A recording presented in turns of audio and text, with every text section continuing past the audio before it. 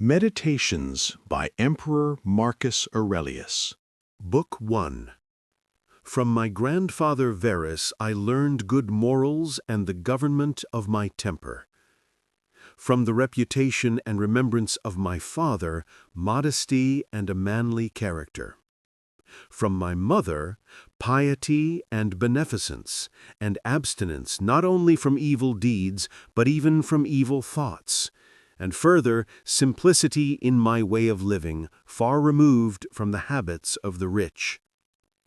From my great-grandfather, not to have frequented public schools, and to have had good teachers at home, and to know that on such things a man should spend liberally. From my governor, to be neither of the green nor of the blue party at the games in the circus, nor a partisan either of the Parmularius or the Scutarius at the gladiators' fights. From him too I learned endurance of labor, and to want little, and to work with my own hands, and not to meddle with other people's affairs, and not to be ready to listen to slander. From Diognetus, not to busy myself about trifling things, and not to give credit to what was said by miracle workers and jugglers about incantations and the driving away of demons and such things, and not to breed quails for fighting, nor to give myself up passionately to such things, and to endure freedom of speech, and to have become intimate with philosophy, and to have been a hearer, first of Bacchius, then of Tondasus and Marcianus, and to have written dialogues in my youth, and to have desired a plank bed and skin, and whatever else of the kind belongs to the Grecian discipline. From Rusticus I received the impression that my character required improvement and discipline, and from him I learned to not be led astray to sophistic emulation, nor to writing on speculative matters, nor to delivering little hortatory orations, nor to showing myself off as a man who practices much discipline, or does benevolent acts in order to make a display, and to abstain from rhetoric and poetry and fine writing, and not to walk about in the house in my outdoor dress, nor to do other things of the kind, and to write my letters with simplicity, like the letter which Rusticus wrote from Sinussa to my mother.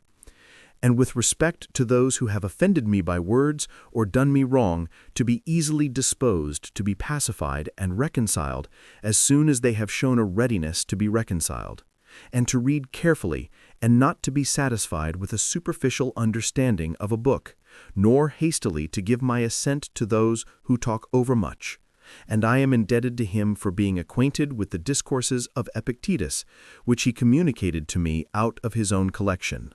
From Apollonius I learned freedom of will and undeviating steadiness of purpose, and to look to nothing else, not even for a moment, except to reason, and to be always the same, in sharp pains, on the occasion of the loss of a child, and in long illness, and to see clearly, in a living example, that the same man can be both most resolute and yielding, and not peevish in giving his instruction, and to have had before my eyes a man who clearly considered his experience and his skill in expounding philosophical principles as the smallest of his merits. And from him I learned how to receive from friends what are esteemed favors, without being either humbled by them or letting them pass unnoticed. From Sextus, a benevolent disposition, and the example of a family governed in a fatherly manner, and the idea of living conformably to nature, and gravity without affectation, and to look carefully after the interests of friends, and to tolerate ignorant persons, and those who form opinions without consideration. He had the power of readily accommodating himself to all, so that intercourse with him was more agreeable than any flattery. And at the same time he was most highly venerated by those who associated with him. And he had the faculty both of discovering and ordering, in an intelligent and methodical way, the principles necessary for life. And he never showed anger or any other passion, but was entirely free from passion, and also most affectionate. And he could express approbation without noisy display, and he possessed much knowledge without ostentation.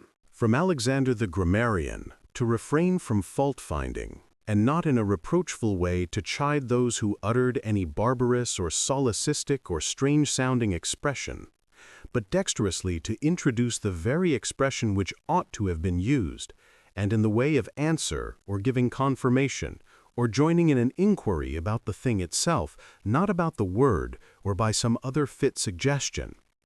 From Fronto I learned to observe what envy and duplicity and hypocrisy are in a tyrant, and that generally those among us who are called patricians are rather deficient in paternal affection. From Alexander the Platonic, not frequently, nor without necessity, to say to anyone or to write in a letter that I have no leisure, nor continually to excuse the neglect of duties required by our relation to those with whom we live by alleging urgent occupations. From Catullus, not to be indifferent when a friend finds fault, even if he should find fault without reason, but to try to restore him to his usual disposition, and to be ready to speak well of teachers, as it is reported of Domitius and Athenodotus, and to love my children truly. From my brother Severus, to love my kin, and to love truth, and to love justice. And through him I learned to know Thracia, Helvidius, Cato, Dion, Brutus, and from him I received the idea of a polity in which there is the same law for all, a polity administered with regard to equal rights and equal freedom of speech, and the idea of a kingly government which respects most of all the freedom of the governed. I learned from him also consistency and undeviating steadiness in my regard for philosophy, and a disposition to do good, and to give to others readily, and to cherish good hopes, and to believe that I am loved by my friends. And in him I observed no concealment of his opinions with respect to those whom he condemned, and that his friends had no need to conjecture what he wished or did not wish, but it was quite plain. From Maximus I learned self-government, and not to be led aside by anything, and cheerfulness in all circumstances, as well as in illness, and a just admixture in the moral character of sweetness and dignity, and to do what was set before me without complaining. I observed that everybody believed that he thought as he spoke, and that in all that he did he never had any bad intention, and he never showed amazement and surprise, and was never in a hurry, and never put off doing a thing, nor was perplexed nor dejected, nor did he ever laugh to disguise his vexation, nor, on the other hand, was he ever passionate or suspicious. He was accustomed to do acts of beneficence, and was ready to forgive, and was free from all falsehood. And he presented the appearance of a man who could not be diverted from right, rather than of a man who had been improved. I observed, too, that no man could ever think that he was despised by Maximus, or ever venture to think himself a better man. He had also the art of being humorous in an agreeable way. In my father, I observed mildness of temper and unchangeable resolution in the things which he had determined after due deliberation, and no vainglory in those things which men call honors, and a love of labor and perseverance, and a readiness to listen to those who had anything to propose for the common weal, and undeviating firmness in giving to every man according to his deserts, and a knowledge derived from experience of the occasions for vigorous action and for remission. And I observed that he had overcome all passion for boys, and he considered himself no more than any other citizen, and he released his friends from all obligation to sup with him, or to attend him of necessity when he went abroad, and those who had failed to accompany him by reason of any urgent circumstances always found him the same.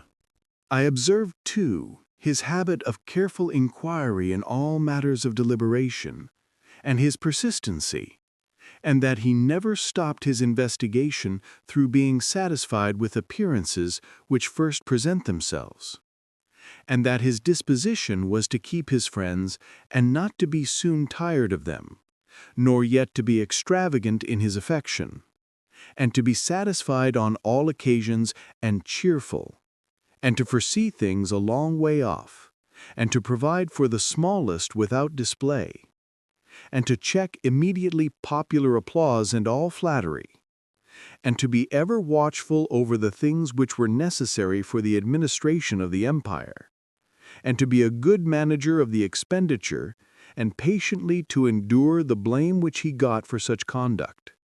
And he was neither superstitious with respect to the gods, nor did he court men by gifts or by trying to please them, or by flattering the populace. But he showed sobriety in all things and firmness, and never any mean thoughts or action, nor love of novelty. And the things which conduce in any way to the commodity of life, and of which fortune gives an abundant supply, he used without arrogance and without excusing himself, so that when he had them, he enjoyed them without affectation, and when he had them not, he did not want them. No one could ever say of him that he was either a sophist or a homebred flippant slave or a pedant, but everyone acknowledged him to be a man ripe, perfect, above flattery, able to manage his own and other men's affairs. Besides this, he honored those who were true philosophers, and he did not reproach those who pretended to be philosophers, nor yet was he easily led by them. He was also easy in conversation, and he made himself agreeable without any offensive affectation. He took a reasonable care of his body's health, not as one who was greatly attached to life, nor out of regard to personal appearance, nor yet in a careless way, but so that, through his own attention, he very seldom stood in need of the physician's art or of medicine or external applications. To the gods I am indebted for having good grandfathers, good parents, a good sister, good teachers, good associates, good kinsmen and friends, nearly everything good. Further, I owe it to the gods that I was not hurried into any offense against any of them, though I had a disposition which, if opportunity had offered, might have led me to do something of this kind. But, through their favor, there never was such a concurrence of circumstances as put me to the trial. Further, I am thankful to the gods that I was not longer brought up with my grandfather's concubine, and that I preserved the flower of my youth, and that I did not make proof of my virility before the proper season, but even deferred the time, that I was subjected to a ruler and a father who was able to take away all pride from me and to bring me to the knowledge that it is possible for a man to live in a palace without wanting either guards or embroidered dresses or torches and statues and such like show, but that it is in such a man's power to bring himself very near to the fashion of a private person, without being for this reason either meaner in thought or more remiss in action, with respect to the things which must be done for the public interest in a manner that befits a ruler. Among the Quadi at the Granua. Book 2. Begin the morning by saying to thyself, I shall meet with the busybody, the ungrateful, arrogant, deceitful, envious, unsocial. All these things happen to them by reason of their ignorance of what is good and evil. But I who have seen the nature of the good, that it is beautiful, and of the bad, that it is ugly, and the nature of him who does wrong, that it is akin to me, not only of the same blood or seed, but that it participates in the same intelligence and the same portion of the divinity, I can neither be injured by any of them, for no one can fix on me what is ugly, nor can I be angry with my kinsman, nor hate him. For we are made for cooperation, like feet, like hands, like eyelids, like the rows of the upper and lower teeth. To act against one another, then, is contrary to nature, and it is acting against one another to be vexed and to turn away. Whatever this is that I am, it is a little flesh and breath, and the ruling part. Throw away thy books, no longer distract thyself, it is not allowed. but as if thou wast now dying, despise the flesh. It is blood and bones and a network, a contexture of nerves, veins, and arteries. See the breath also, what kind of a thing it is. Air, and not always the same, but every moment sent out and again sucked in. The third, then, is the ruling part. Consider thus. Thou art an old man. No longer let this be a slave, no longer be pulled by the strings like a puppet to unsocial movements, no longer either be dissatisfied with thy present lot or shrink from the future. All that is from the gods is full of providence. That which is from fortune is not separated from nature, or without an interweaving and involution with the things which are ordered by providence. From thence all things flow, and there is besides necessity, and that which is for the advantage of the whole universe, of which thou art a part. But that is good for every part of nature, which the nature of the whole brings, and what serves to maintain this nature. Now the universe is preserved, as by the changes of the elements, so by the changes of things compounded of the elements. Let these principles be enough for thee. Let them always be fixed opinions. But cast away the thirst after books, that thou mayest not die murmuring, but cheerfully, truly, and from thy heart, thankful to the gods. Remember how long thou hast been putting off these things, and how often thou hast received an opportunity from the gods, and yet dost not use it. Thou must now at last perceive of what universe thou art a part, and of what administrator of the universe thy existence is in efflux, and that a limit of time is fixed for thee, which if thou dost not use for clearing away the clouds from thy mind, it will go, and thou wilt go, and it will never return. Every moment think steadily as a Roman and a man to do what thou hast in hand with perfect and simple dignity, and feeling of affection, and freedom, and justice, and to give thyself relief from all other thoughts.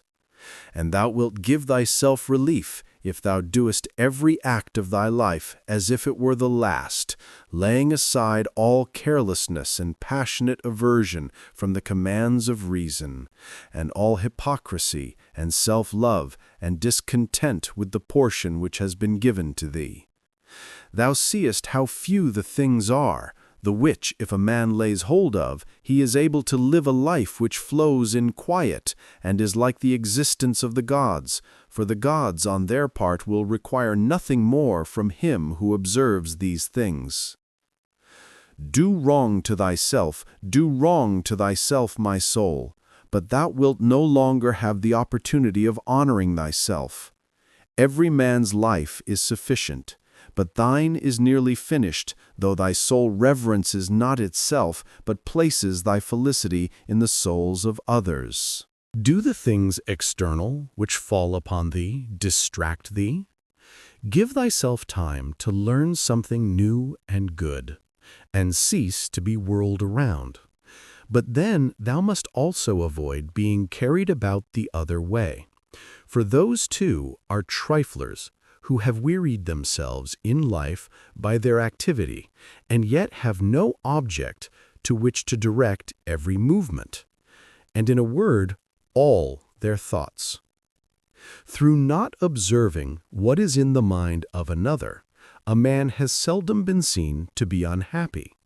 But those who do not observe the movements of their own minds must of necessity be unhappy. This thou must always bear in mind. What is the nature of the whole, and what is my nature, and how this is related to that, and what kind of a part it is of what kind of a whole, and that there is no one who hinders thee from always doing and saying the things which are according to the nature of which thou art a part. Theophrastus, in his comparison of bad acts, such a comparison as one would make in accordance with the common notions of mankind, says, like a true philosopher, that the offenses which are committed through desire are more blamable than those which are committed through anger. For he who is excited by anger seems to turn away from reason with a certain pain and unconscious contraction. But he who offends through desire, being overpowered by pleasure, seems to be in a manner more intemperate and more womanish in his offenses. Rightly then, and in a way worthy of philosophy, he said that the offense which is committed with pleasure is more blamable than that which is committed with pain. And on the whole, the one is more like a person who has been first wronged and through pain is compelled to be angry. But the other is moved by his own impulse to do wrong, being carried towards doing something by desire. Since it is possible that thou mayest depart from life this very moment, regulate every act and thought accordingly. But to go away from among men, if there are gods, is not a thing to be afraid of, for the gods will not involve thee in evil. But if indeed they do not exist, or if they have no concern about human affairs, what is it to me to live in a universe devoid of gods or devoid of providence?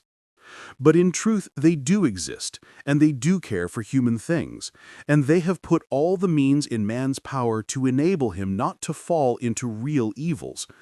And as to the rest, if there was anything evil, they would have provided for this also, that it should be altogether in a man's power not to fall into it. Now, that which does not make a man worse, how can it make a man's life worse? But neither through ignorance, nor having the knowledge, but not the power to guard against or correct these things, is it possible that the nature of the universe has overlooked them. Nor is it possible that it has made so great a mistake, either through want of power or want of skill, that good and evil should happen indiscriminately to the good and the bad. But death, certainly, and life, honor and dishonor, pain and pleasure, all these things equally happen to good men and bad, being things which make us neither better nor worse. Therefore they are neither good nor evil. How quickly all things disappear. In the universe the bodies themselves, but in time the remembrance of them. What is the nature of all sensible things, and particularly those which attract with the bait of pleasure, or terrify by pain, or are noised abroad by vapory fame? How worthless and contemptible and sordid and perishable and dead they are! All this it is the part of the intellectual faculty to observe. To observe, too, who these are whose opinions and voices give reputation, what death is, and the fact that, if a man looks at it in itself, and by the abstractive power of reflection resolves into their parts all the things which present themselves to the imagination in it, he will then consider it to be nothing else than an operation of nature.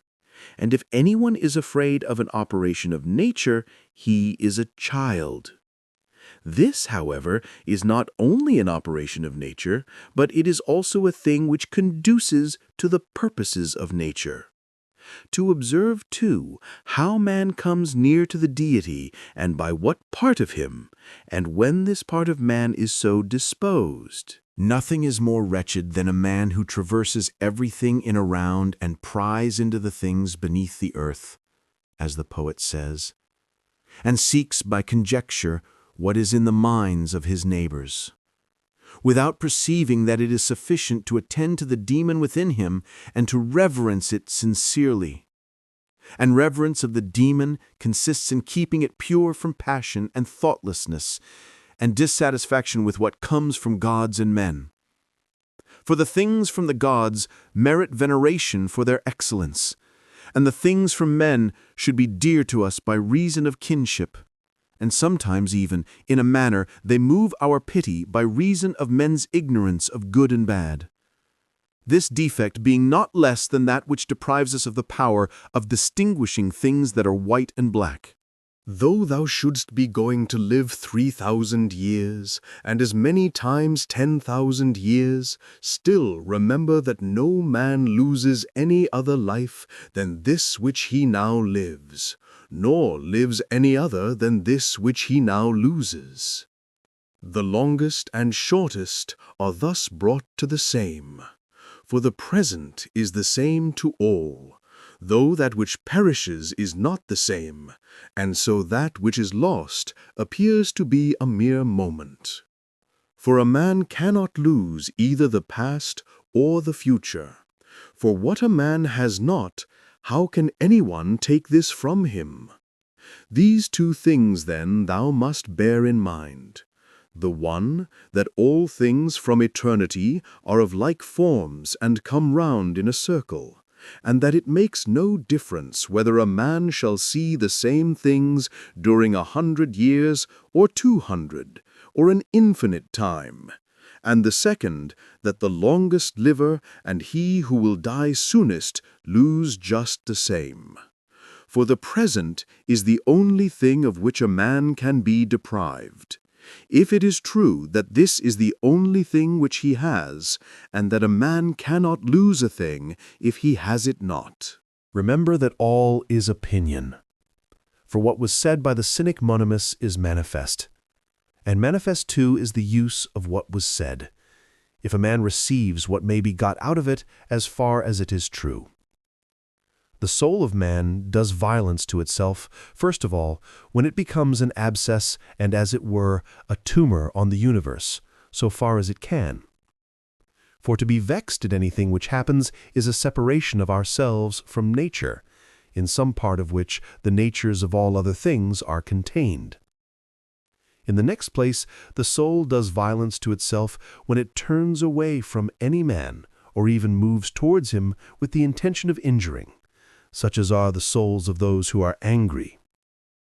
In the third place, the soul does violence to itself when it is overpowered by pleasure or by pain. Fourthly, when it plays a part, and does or says anything insincerely and untruly. Fifthly, when it allows any act of its own and any movement to be without an aim and does anything thoughtlessly and without considering what it is, it being right that even the smallest things be done with reference to an end. And the end of rational animals is to follow the reason and the law of the most ancient city and polity. Of human life the time is a point, and the substance is in a flux, and the perception dull, and the composition of the whole body subject to putrefaction, and the soul a whirl, and fortune hard to divine, and fame a thing devoid of judgment. And to say all in a word, everything which belongs to the body is a stream, and what belongs to the soul is a dream and vapor. And life is a warfare and a stranger's sojourn, and after fame is oblivion. What, then, is that which is able to conduct a man? One thing, and only one: philosophy.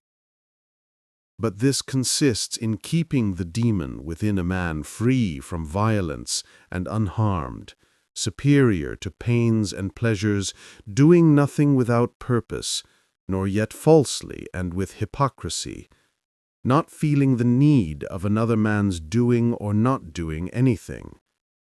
And besides, accepting all that happens and all that is allotted as coming from thence, wherever it is, from whence he himself came.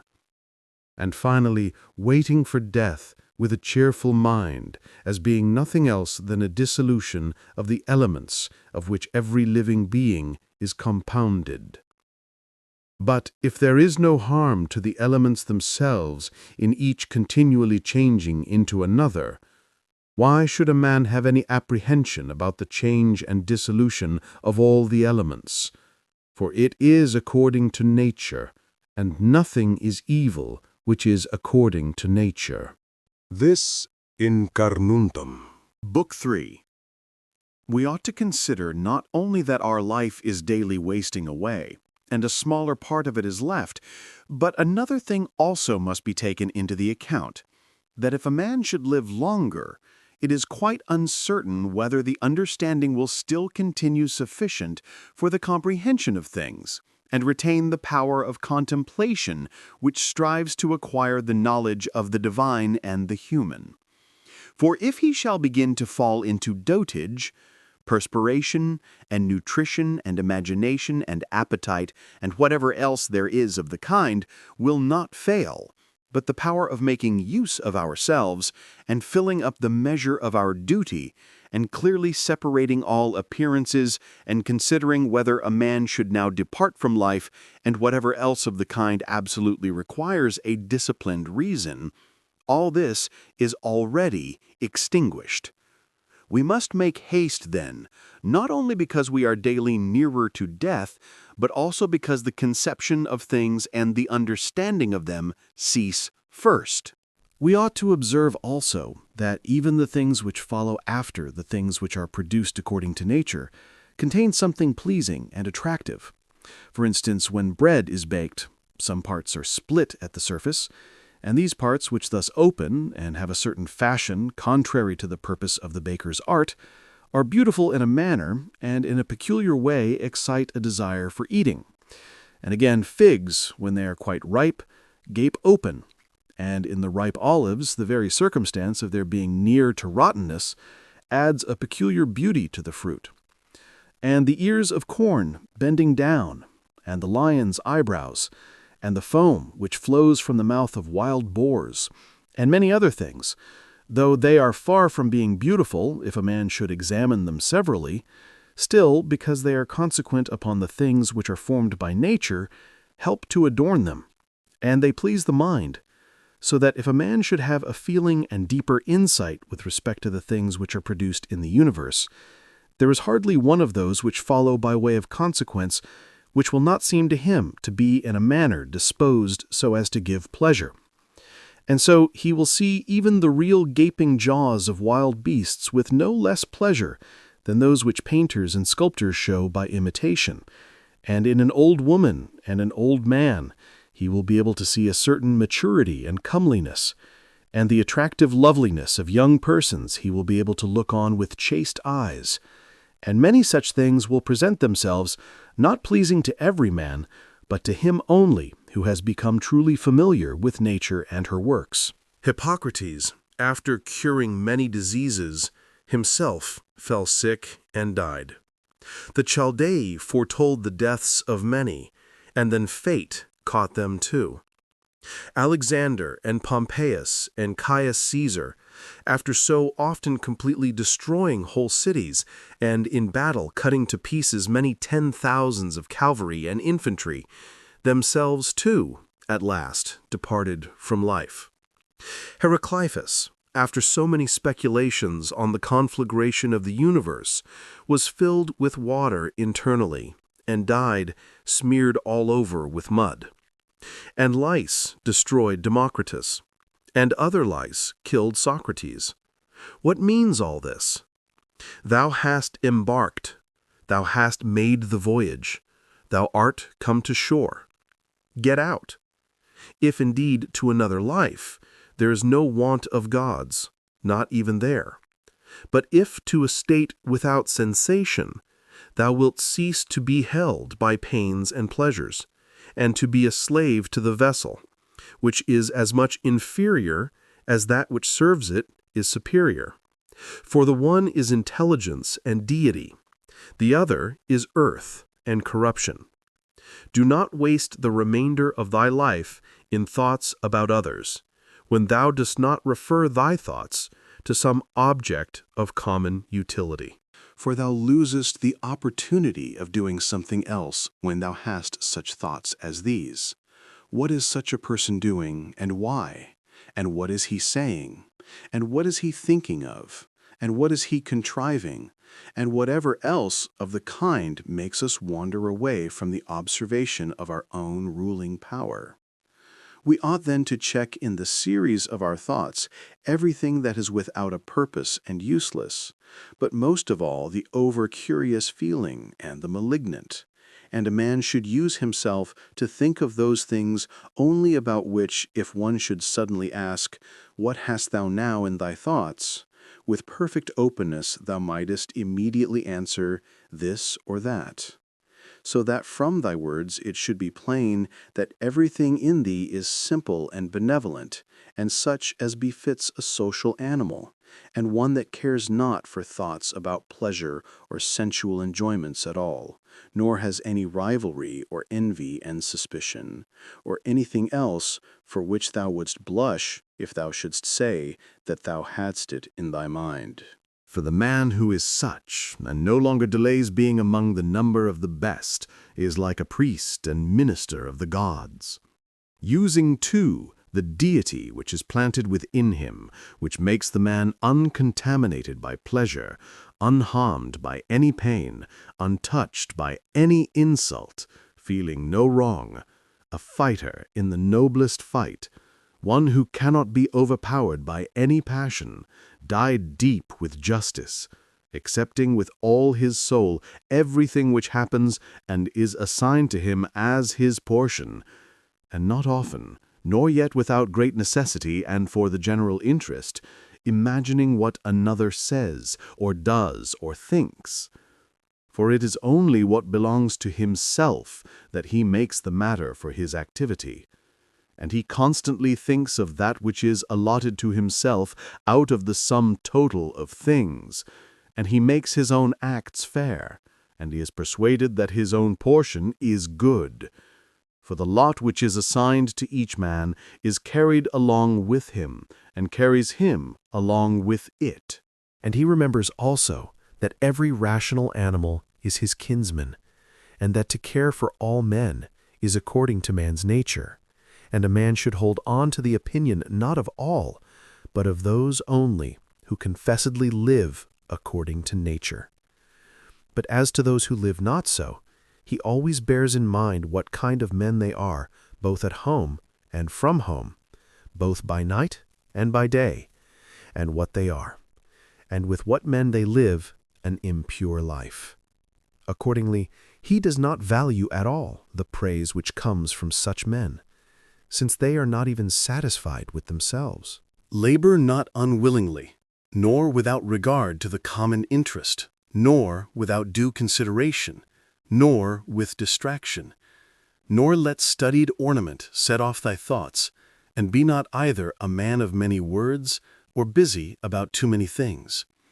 And further, let the deity which is in thee be the guardian of a living being, manly and of ripe age, and engaged in matter political, and a Roman, and a ruler, who has taken his post like a man waiting for the signal which summons him from life, and ready to go, having need neither of oath nor of any man's testimony. Be cheerful also, and seek not external help, nor the tranquility which others give. A man then must stand erect, not be kept erect by others.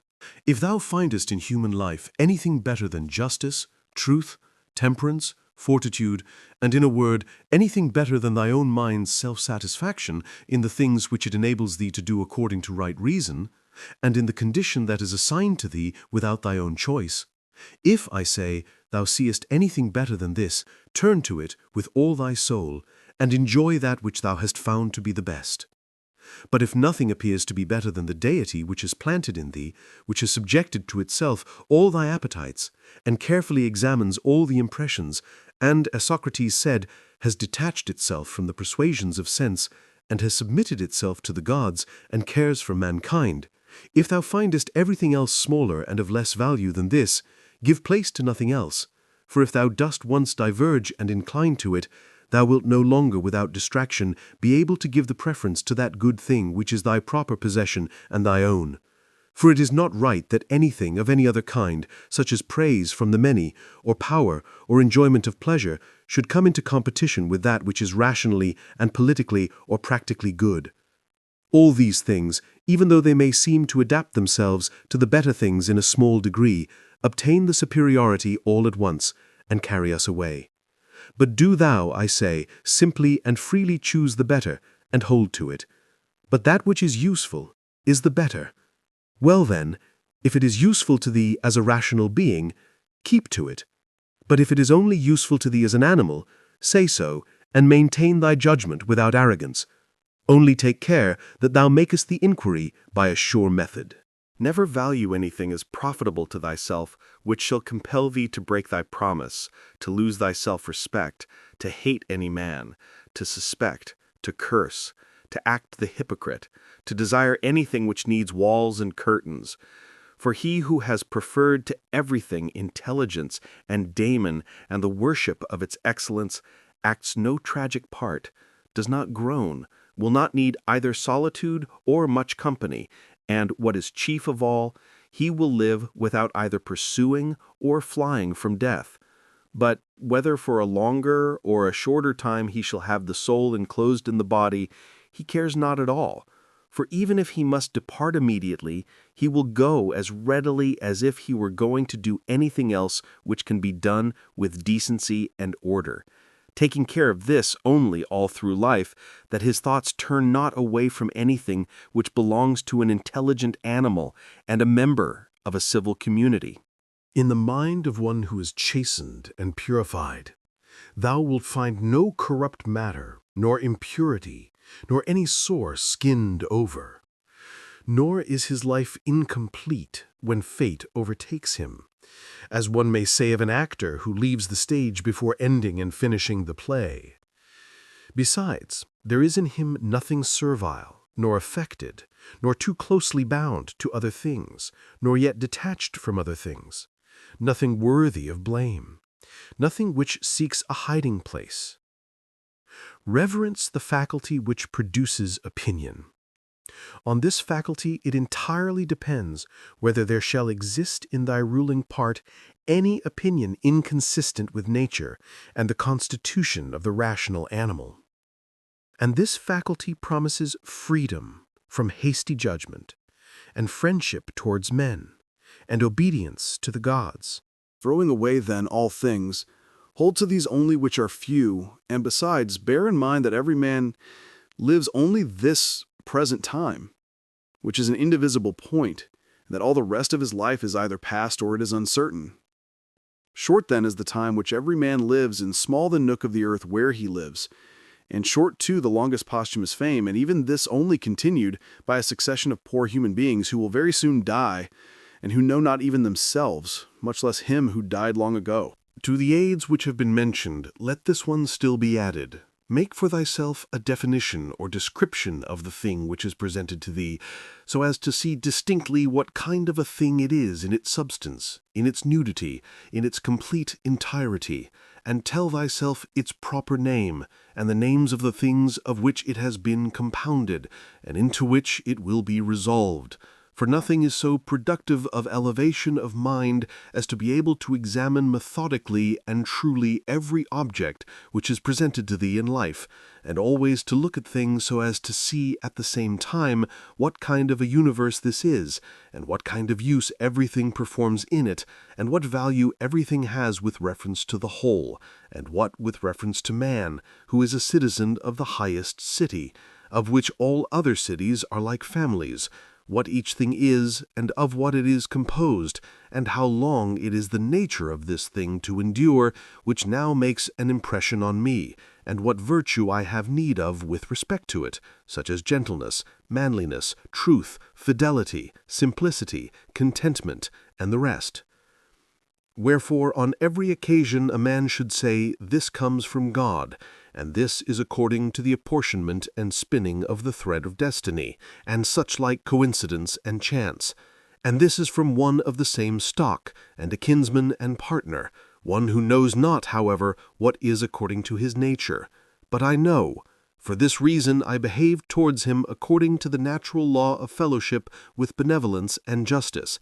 At the same time, however, in things indifferent, I attempt to ascertain the value of each. If thou workest at that which is before thee, following right reason seriously, vigorously, calmly, without allowing anything else to distract thee, but keeping thy divine part pure, as if thou shouldst be bound to give it back immediately, if thou holdest to this, expecting nothing, fearing nothing, but satisfied with thy present activity according to nature, and with heroic truth in every word and sound which thou utterest, thou wilt live happy, and there is no man who is able to prevent this. As physicians have always their instruments and knives ready for cases which suddenly require their skill, so do thou have principles ready for the understanding of things divine and human, and for doing everything, even the smallest, with a recollection of the bond which unites the divine and human to one another. For neither wilt thou do anything well which pertains to man, without at the same time having a reference to things divine, nor the contrary. No longer wander at hazard, for neither wilt thou read thy own memoirs, nor the acts of the ancient Romans and Hellenes, and the selections from books which thou wast reserving for thy old age. Hasten, then, to the end which thou hast before thee, and throwing away idle hopes, come to thy own aid, if thou carest at all for thyself, while it is in thy power. They know not how many things are signified by the words stealing, sowing, buying, keeping quiet, seeing what ought to be done, for this is not affected by the eyes, but by another kind of vision. Body, soul, and intelligence. To the body belong sensations, to the soul appetites, to the intelligence principles. To receive the impressions of forms by means of appearances belongs even to animals. To be pulled by the strings of desire belongs both to wild beasts and to men who have made themselves into women, and to a Phalaris and a Nero. And to have the intelligence that guides to the things which appear suitable belongs also to those who do not believe in the gods, and who betray their country, and do their impure deeds when they have shut the doors. If then everything else is common to all that I have mentioned, there remains that which is peculiar to the good man, to be pleased and content with what happens and with the thread which is spun for him, and not to defile the divinity which is planted in his breast, nor disturb it by a crowd of images, but to preserve it tranquil, following it obediently as a god, neither saying anything contrary to the truth, nor doing anything contrary to justice. And if all men refuse to believe that he lives a simple, modest, and contented life, he is neither angry with any of them, nor does he deviate from the way which leads to the end of life, to which a man ought to come pure, tranquil, ready to depart, and without any compulsion, perfectly reconciled to his lot. Book 4. That which rules within when it is according to nature is so affected with respect to the events which happen that it always easily adapts itself to that which is and is presented to it. For it requires no definite material, but it moves towards its purpose, under certain conditions, however, and it makes a material for itself out of that which opposes it, as fire lays hold of what falls into it, by which a small light would have been extinguished. But when the fire is strong, it soon appropriates to itself the matter which is heaped on it, and consumes it, and rises higher by means of this very material. Let no act be done without a purpose, nor otherwise than according to the perfect principles of art. Men seek retreats for themselves, houses in the country, seashores, and mountains, and thou too art wont to desire such things very much. But this is altogether a mark of the most common sort of men. For it is in thy power, whenever thou shalt choose, to retire into thyself. Yet For nowhere either, with more quiet or more freedom from trouble, does a man retire than into his own soul, particularly when he has within him such thoughts that by looking into them he is immediately in perfect tranquillity. And I affirm that tranquillity is nothing else than the good ordering of the mind. Constantly then give to thyself this retreat, and renew thyself, and let thy principles be brief and fundamental, which, as soon as thou shalt recur to them, will be sufficient to cleanse the soul completely, and to send thee back free from all discontent with the things to which thou returnest. For with what art thou discontented? With the badness of men? Recall to thy mind this conclusion, that rational animals exist for one another, and that to endure is a part of justice, and that men do wrong involuntarily, and consider how many already, after mutual enmity, suspicion, hatred, and fighting, have been stretched dead, reduced to ashes, and be quiet at last. But perhaps thou art dissatisfied with that which is assigned to thee out of the universe. Recall to thy recollection this alternative. Either there is providence or atoms, fortuitous concurrence of things, or remember the arguments by which it has been proved that the world is a kind of political community, and be quiet at last. But perhaps corporeal things will still fasten upon thee. Consider then further that the mind mingles not with the breath, whether moving gently or violently, when it has once drawn itself apart and discovered its own power. And think also of all that thou hast heard and assented to about pain and pleasure, and be quiet at last. But perhaps the desire of the thing called fame will torment thee. See how soon everything is forgotten, and look at the chaos of infinite time on each side of the present, and the emptiness of applause, and the changeableness and want of judgment in those who pretend to give praise, and the narrowness of the space within which it is circumscribed, and be quiet at last. For the whole earth is a point, and how small a nook in it is this thy dwelling, and how few are there in it, and what kind of people are they who will praise thee? Men seek retreats for themselves, houses in the country, seashores and mountains, and thou too art wont to desire such things very much. But this is altogether a mark of the most common sort of men, for it is in thy power, whenever thou shalt choose, to retire into thyself.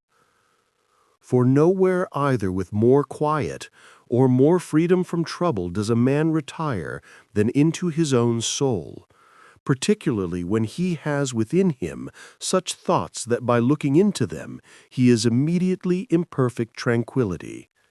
And I affirm that tranquillity is nothing else than the good ordering of the mind.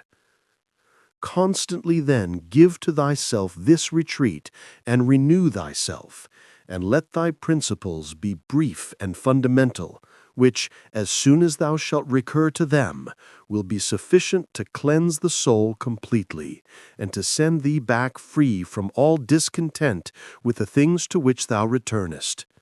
For with what art thou discontented? With the badness of men?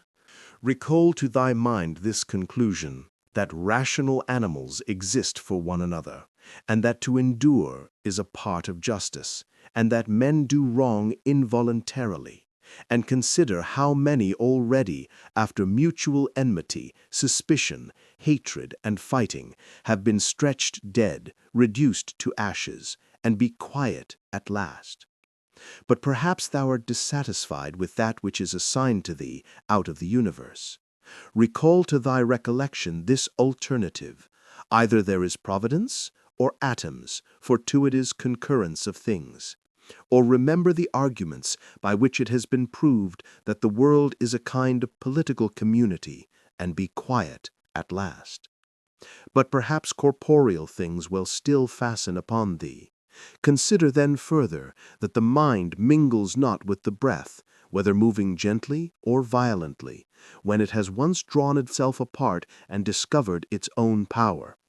And think also of all that thou hast heard and assented to about pain and pleasure, and be quiet at last. But perhaps the desire of the thing called fame will torment thee.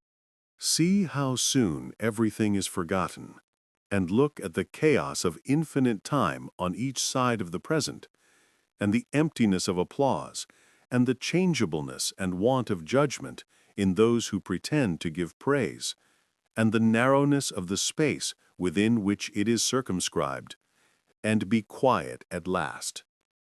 For the whole earth is a point, and how small a nook in it is this thy dwelling, and how few are there in it, and what kind of people are they who will praise thee?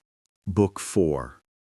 That which rules within, when it is according to nature, is so affected with respect to the events which happen, that it always easily adapts itself to that which is and is presented to it. For it requires no definite material, but it moves towards its purpose, under certain conditions, however. And it makes a material for itself out of that which opposes it, as fire lays hold of what falls into it, by which a small light would have been extinguished.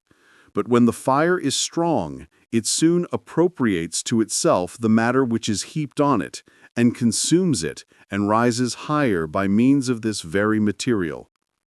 Let no act be done without a purpose, nor otherwise than according to the perfect principles of art. Do not have such an opinion of things as he has who does thee wrong, or such as he wishes thee to have, but look at them as they are in truth. A man should always have these two rules in readiness. The one, to do only whatever the reason of the ruling and legislating faculty may suggest for the use of men. The other, to change thy opinion, if there is anyone at hand who sets thee right and moves thee from any opinion. But this change of opinion must proceed only from a certain persuasion, as of what is just, or of common advantage, and the like, not because it appears pleasant or brings reputation. Hast thou reason? I have. Why then dost not thou use it? For if this does its own work, what else dost thou wish? Thou hast existed as a part. Thou shalt disappear in that which produced thee, but rather thou shalt be received back into its seminal principle by transmutation. Many grains of frankincense on the same altar. One falls before, another falls after, but it makes no difference. Within 10 days thou wilt seem a god to those to whom thou art now a beast and an ape, if thou wilt return to thy principles and the worship of reason. Do not act as if thou wert going to live 10,000 years. Death hangs over thee. While thou livest, while it is in thy power, be good. How much trouble he avoids who does not look to see what his neighbor says or does or thinks, but only to what he does himself, that it may be just and pure. Or, as Agathon says, look not round at the depraved morals of others, but run straight along the line without deviating from it. He who has a vehement desire for posthumous fame does not consider that every one of those who remember him will himself also die very soon. Then again also they who have succeeded them, until the whole remembrance shall have been extinguished as it is transmitted through men who foolishly admire and perish. But suppose that those who will remember are even immortal, and that the remembrance will be immortal. What then is this to thee? And I say not, what is it to the dead, but what is it to the living? What is praise, except indeed so far as it has a certain utility? For thou now rejectest unseasonably the gift of nature, clinging to something else. Everything which is in any way beautiful is beautiful in itself, and terminates in itself, not having praise as part of itself. Neither worse than nor better is a thing made by being praised. I affirm this also of the things which are called beautiful by the vulgar, for example, material things and works of art. That which is really beautiful has no need of anything, not more than law, not more than truth, not more than benevolence or modesty. Which of these things is beautiful because it is praised, or spoiled by being blamed? Is such a thing as an emerald made worse than it was if it is not praised? Or gold, ivory, purple, a lyre, a little knife, a flower, a shrub? If souls continue to exist, how does the air contain them from eternity? But how does the earth contain the bodies of those who have been buried from times so remote? For as here the mutation of these bodies after a certain continuance, whatever it may be, and their dissolution make room for other dead bodies, so the souls which are removed into the air after subsisting for some time are transmuted and diffused, and assume a fiery nature by being received into the seminal intelligence of the universe, and in this way make room for the fresh souls which come to dwell there. And this is the answer which a man might give on the hypothesis of souls continuing to exist. But we must not only think of the number of bodies which are thus buried, but also of the number of animals which are daily eaten by us and the other animals. For what a number is consumed, and thus in a manner buried in the bodies of those who feed on them. And nevertheless this earth receives them by reason of the changes of these bodies into blood and the transformations into the aerial or the fiery element. What is the investigation into the truth in this matter? The division into that which is material and that which is the cause of form, the formal. Do not be whirled about, but in every movement have respect to justice, and on the occasion of every impression maintain the faculty of comprehension or understanding. Everything harmonizes with me which is harmonious to thee, O universe. Nothing for me is too early nor too late, which is in due time for thee. Everything is fruit to me, which thy seasons bring, O nature. From thee are all things, in thee are all things, to thee all things return. The poet says, Dear city of key crops, and wilt not thou say, Dear city of Zeus? Occupy thyself with few things, says the philosopher, if thou wouldst be tranquil. But consider if it would not be better to say, Do what is necessary, and whatever the reason of the animal which is naturally social requires, and as it requires. For this brings not only the tranquility which comes from doing well, but also that which comes from doing few things. For the greatest part of what we say and do being unnecessary, if a man takes this away, he will have more leisure and less uneasiness. Accordingly, on every occasion, a man should ask himself, Is this one of the unnecessary things? Now a man should take away not only unnecessary acts, but also unnecessary thoughts, for thus superfluous acts will not follow after. Try how the life of the good man suits thee, the life of him who is satisfied with his portion out of the whole, and satisfied with his own just acts and benevolent disposition. Hast thou seen those things? Look also at these. Do not disturb thyself. Make thyself all simplicity. Does anyone do wrong? It is to himself that he does the wrong. Has anything happened to thee? Well, out of the universe from the beginning, everything which happens has been apportioned and spun out to thee. In a word, thy life is short. Thou must turn to profit the present by the aid of reason and justice. Be sober in thy relaxation. Either it is a well-arranged universe or a chaos huddled together, but still a universe. But can a certain order subsist in thee and disorder in the all? And this too, when all things are so separated and diffused and sympathetic.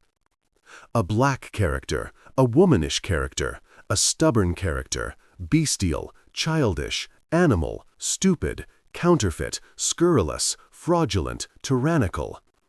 If he is a stranger to the universe who does not know what is in it, no less is he a stranger who does not know what is going on in it. He is a runaway who flies from social reason. He is blind who shuts the eyes of the understanding. He is poor who has need of another and has not from himself all things which are useful for life. He is an abscess on the universe who withdraws and separates himself from the reason of our common nature through being displeased with the things which happen. For the same nature produces this and has produced thee too. He is a piece rent asunder from the state, who tears his own soul from that of reasonable animals, which is one. The one is a philosopher without a tunic, and the other without a book. Here is another half-naked. Bread I have not, he says, and I abide by reason. And I do not get the means of living out of my learning, and I abide by my reason. Love the art, poor as it may be, which thou hast learned, and be content with it, and pass through the rest of life like one who has entrusted to the gods with his whole soul all that he has, making thyself neither the tyrant nor the slave of any man. Consider, for example, the times of Vespasian. Thou wilt see all these things, people marrying, bringing up children, sick, dying, warring, feasting, trafficking, cultivating the ground, flattering, obstinately arrogant, suspecting, plotting, wishing for some to die, grumbling about the present, loving, heaping up treasure, desiring counselship, kingly power. Well then, that life of these people no longer exists at all. Again, remove to the times of Trajan. Again, all is the same. Their life too is gone. In like manner, view also the other epochs of time and of whole nations, and see how many, after great efforts, soon fell and were resolved into the elements. But chiefly thou shouldst think of those whom thou hast thyself known distracting themselves about idle things, neglecting to do what was in accordance with their proper constitution, and to hold firmly to this, and to be content with it. And herein it is necessary to remember that the attention given to everything has its proper value and proportion. For thus thou wilt not be dissatisfied, if thou appliest thyself to smaller matters no further than is fit. So also the names of those who were famed of old are now antiquated: Camillus, Caeso, Valasus, Leonidas, and a little after also Scipio and Cato, then Augustus, then also Hadrian and Antoninus. For all things soon pass away and become a mere tale, and complete oblivion soon buries them. And I say this of those who have shone in a wondrous way. For the rest, as soon as they have breathed out their breath, they are gone, and no man speaks of them. And, to conclude the matter, what is even an eternal remembrance? A mere nothing. What then is that about which we ought to employ our serious pains?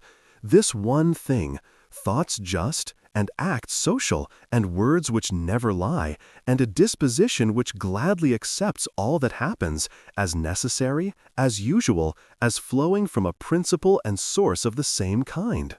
Willingly give thyself up to Clotho, one of the Fates, allowing her to spin thy thread into whatever things she pleases. Everything is only for a day, both that which remembers and that which is remembered. Observe constantly that all things take place by change, and accustom thyself to consider that the nature of the universe loves nothing so much as to change the things which are, and to make new things like them. For everything that exists is in a manner the seed of that which will be. But thou art thinking only of seeds which are cast into the earth or into a womb, but this is a very vulgar notion. Thou wilt soon die, and thou art not yet simple, not free from perturbations, nor without suspicion of being hurt by external things, nor kindly disposed towards all, nor dost thou yet place wisdom only in acting justly. Examine men's ruling principles, even those of the wise, what kind of things they avoid, and what kind they pursue. What is evil to thee does not subsist in the ruling principle of another, nor yet in any turning and mutation of thy corporeal covering. Where is it then? It is in that part of thee in which subsists the power of forming opinions about evils. Let this power then not form such opinions, and all is well. And if that which is nearest to it, the poor body, is burnt, filled with matter and rottenness, nevertheless let the part which forms opinions about these things be quiet. That is, let it judge that nothing is either bad or good which can happen equally to the bad man and the good. For that which happens equally to him who lives contrary to nature and to him who lives according to nature is neither according to nature nor contrary to nature. Constantly regard the universe as one living being, having one substance and one soul, and observe how all things have reference to one perception, the perception of this one living being, and how all things act with one movement, and how all things are the cooperating causes of all things which exist. Observe, too, the continuous spinning of the thread and the contexture of the web. Thou art a little soul bearing about a corpse, as Epictetus used to say. It is no evil for things to undergo change, and no good for things to subsist in consequence of change. Time is like a river made up of the events which happen, and a violent stream. For as soon as a thing has been seen, it is carried away, and another comes in its place, and this will be carried away too. Everything which happens is as familiar and well known as the rose in spring and the fruit in summer. For such is disease and death and calumny and treachery and whatever else delights fools or vexes them. In the series of things, those which follow are always aptly fitted to those which have gone before. For this series is not like a mere enumeration of disjointed things, which has only a necessary sequence, but it is a rational connection. And as all existing things are arranged together harmoniously, so the things which come into existence exhibit no mere succession, but a certain wonderful relationship. Always remember the saying of Heraclitus, that the death of earth is to become water, and the death of water is to become air, and the death of air is to become fire, and reversely. And think too of him who forgets whither the way leads, and that men quarrel with that with which they are most constantly in communion, the reason which governs the universe, and the things which daily meet with seem to them strange.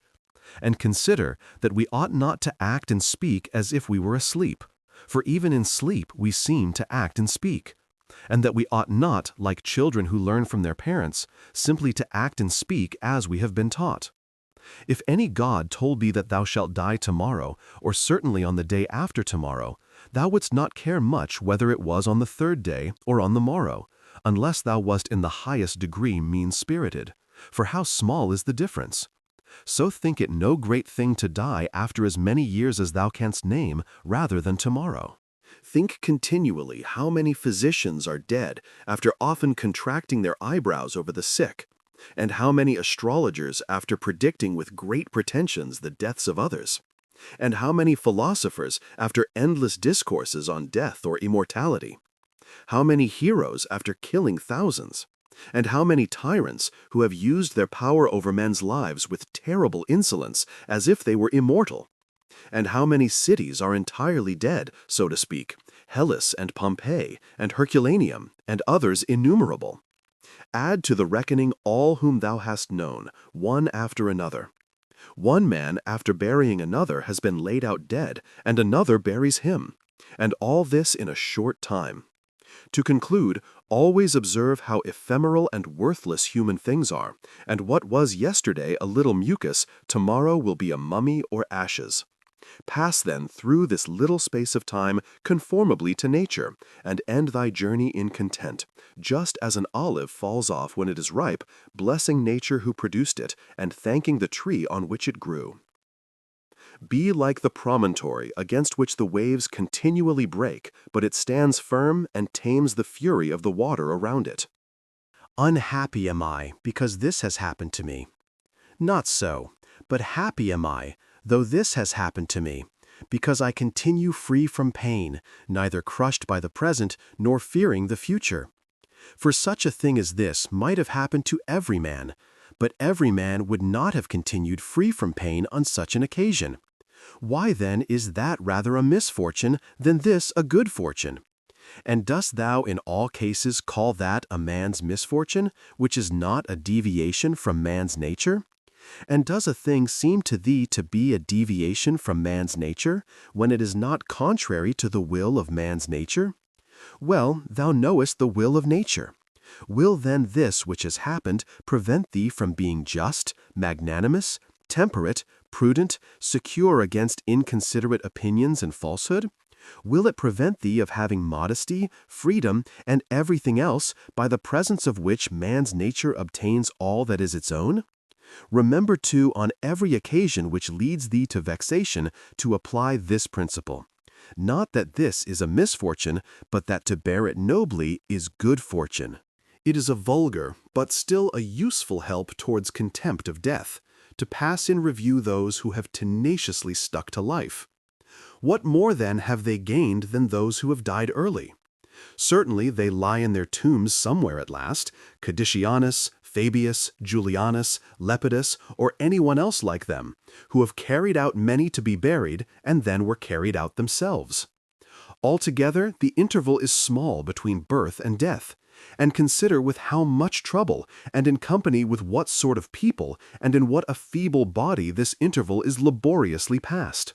Do not then consider life a thing of any value. For look to the immensity of time behind thee, and to the time which is before thee, another boundless space. In this infinity, then, what is the difference between him who lives 3 days and him who lives 3 generations? Always run to the short way, and the short way is the natural. Accordingly, say and do everything in conformity with the soundest reason. For such a purpose frees a man from trouble and warfare and all artifice and ostentatious display. Book 5. In the morning, when thou risest unwillingly, let this thought be present: I am rising to the work of a human being. Why then am I dissatisfied if I am going to do the things for which I exist and for which I was brought into the world? Or have I been made for this, to lie in the bedclothes and keep myself warm? But this is more pleasant. Dost thou exist then to take thy pleasure, and not at all for action or exertion? Dost thou not see the little plants, the little birds, the ants, the spiders, the bees working together to put in order their several parts of the universe? And art thou unwilling to do the work of a human being? And dost thou not make haste to do that which is according to thy nature? But it is necessary to take rest also. It is necessary. However, nature has fixed bounds to this too.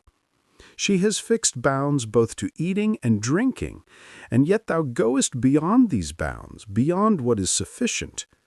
Yet in thy acts it is not so, but thou stoppest short of what thou canst do.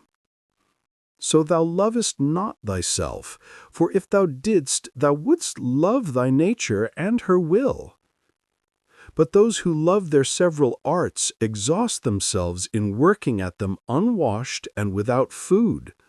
But thou valuest thy own nature less than the turner values the turning art, or the dancer the dancing art, or the lover of money values his money, or the vainglorious man his little glory. And such men, when they have a violent affection to a thing, choose neither to eat nor to sleep, rather than to perfect the things which they care for. But are the acts which concern society more vile in thy eyes, and less worthy of thy labor? How easy it is to repel and to wipe away every impression which is troublesome or unsuitable, and immediately to be in all tranquillity. Judge every word and deed which are according to nature to be fit for thee. And be not diverted by the blame which follows from any people, nor by their words. But if a thing is good to be done or said, do not consider it unworthy of thee. For those persons have their peculiar leading principle, and follow their peculiar movement, which things do not thou regard, but go straight on, following thy own nature and the common nature, and the way of both is one. I go through the things which happen according to nature until I shall fall and rest, breathing out my breath into that element out of which I daily draw it in, and falling upon that earth out of which my father collected the seed, and my mother the blood, and my nurse the milk, out of which during so many years I have been supplied with food and drink, which bears me when I tread on it, and abuse it for so many purposes. Thou sayest, men cannot admire the sharpness of thy wits. Be it so, but there are many other things of which thou canst not say, I am not formed for them by nature. Show those qualities then which are altogether in thy power: sincerity, gravity, endurance of labor, aversion to pleasure, contentment with thy portion and with few things, benevolence, frankness, no love of superfluity, freedom from trifling, magnanimity. Dost thou not see how many qualities thou art immediately able to exhibit, in which there is no excuse of natural incapacity and unfitness, and yet thou still remainest voluntarily below the mark? Or art thou compelled through being defectively furnished by nature to murmur, and to be stingy, and to flatter, and to find fault with thy poor body, and to try to please men, and to make great display, and to be so restless in thy mind? No, by the gods, but thou mightest have been delivered from these things long ago. Only if, in truth, thou canst be charged with being rather slow and dull of comprehension, thou must exert thyself about this also, not neglecting it, nor yet taking pleasure in thy dullness. One man, when he has done a service to another, is ready to set it down to his account as a favor conferred. Another is not ready to do this, but still in his own mind he thinks of the man as his debtor, and he knows what he has done. A third, in a manner, does not even know what he has done. But he is like a vine which has produced grapes, and seeks for nothing more after it has once produced its proper fruit. As a horse when he has run, a dog when he has tracked the game, a bee when it has made the honey, so a man, when he has done a good act, does not call out for others to come and see, but he goes on to another act, as a vine goes on to produce again the grapes in season. Must a man then be one of these, who in a manner act thus without observing it? Yes, but this very thing is necessary, the observation of what a man is doing. For, it may be said, it is characteristic of the social animal to perceive that he is working in a social manner, and indeed to wish that his social partner also should perceive it. It is true what thou sayest, but thou dost not rightly understand what is now said, and for this reason thou wilt become one of those of whom I spoke before, for even they are misled by a certain show of reason. But if thou wilt choose to understand the meaning of what is said, do not fear that for this reason thou wilt omit any social act. Rain, rain, O dear Zeus, down on the plowed fields of the Athenians and on the plains. In truth, we ought not to pray at all, or we ought to pray in this simple and noble fashion.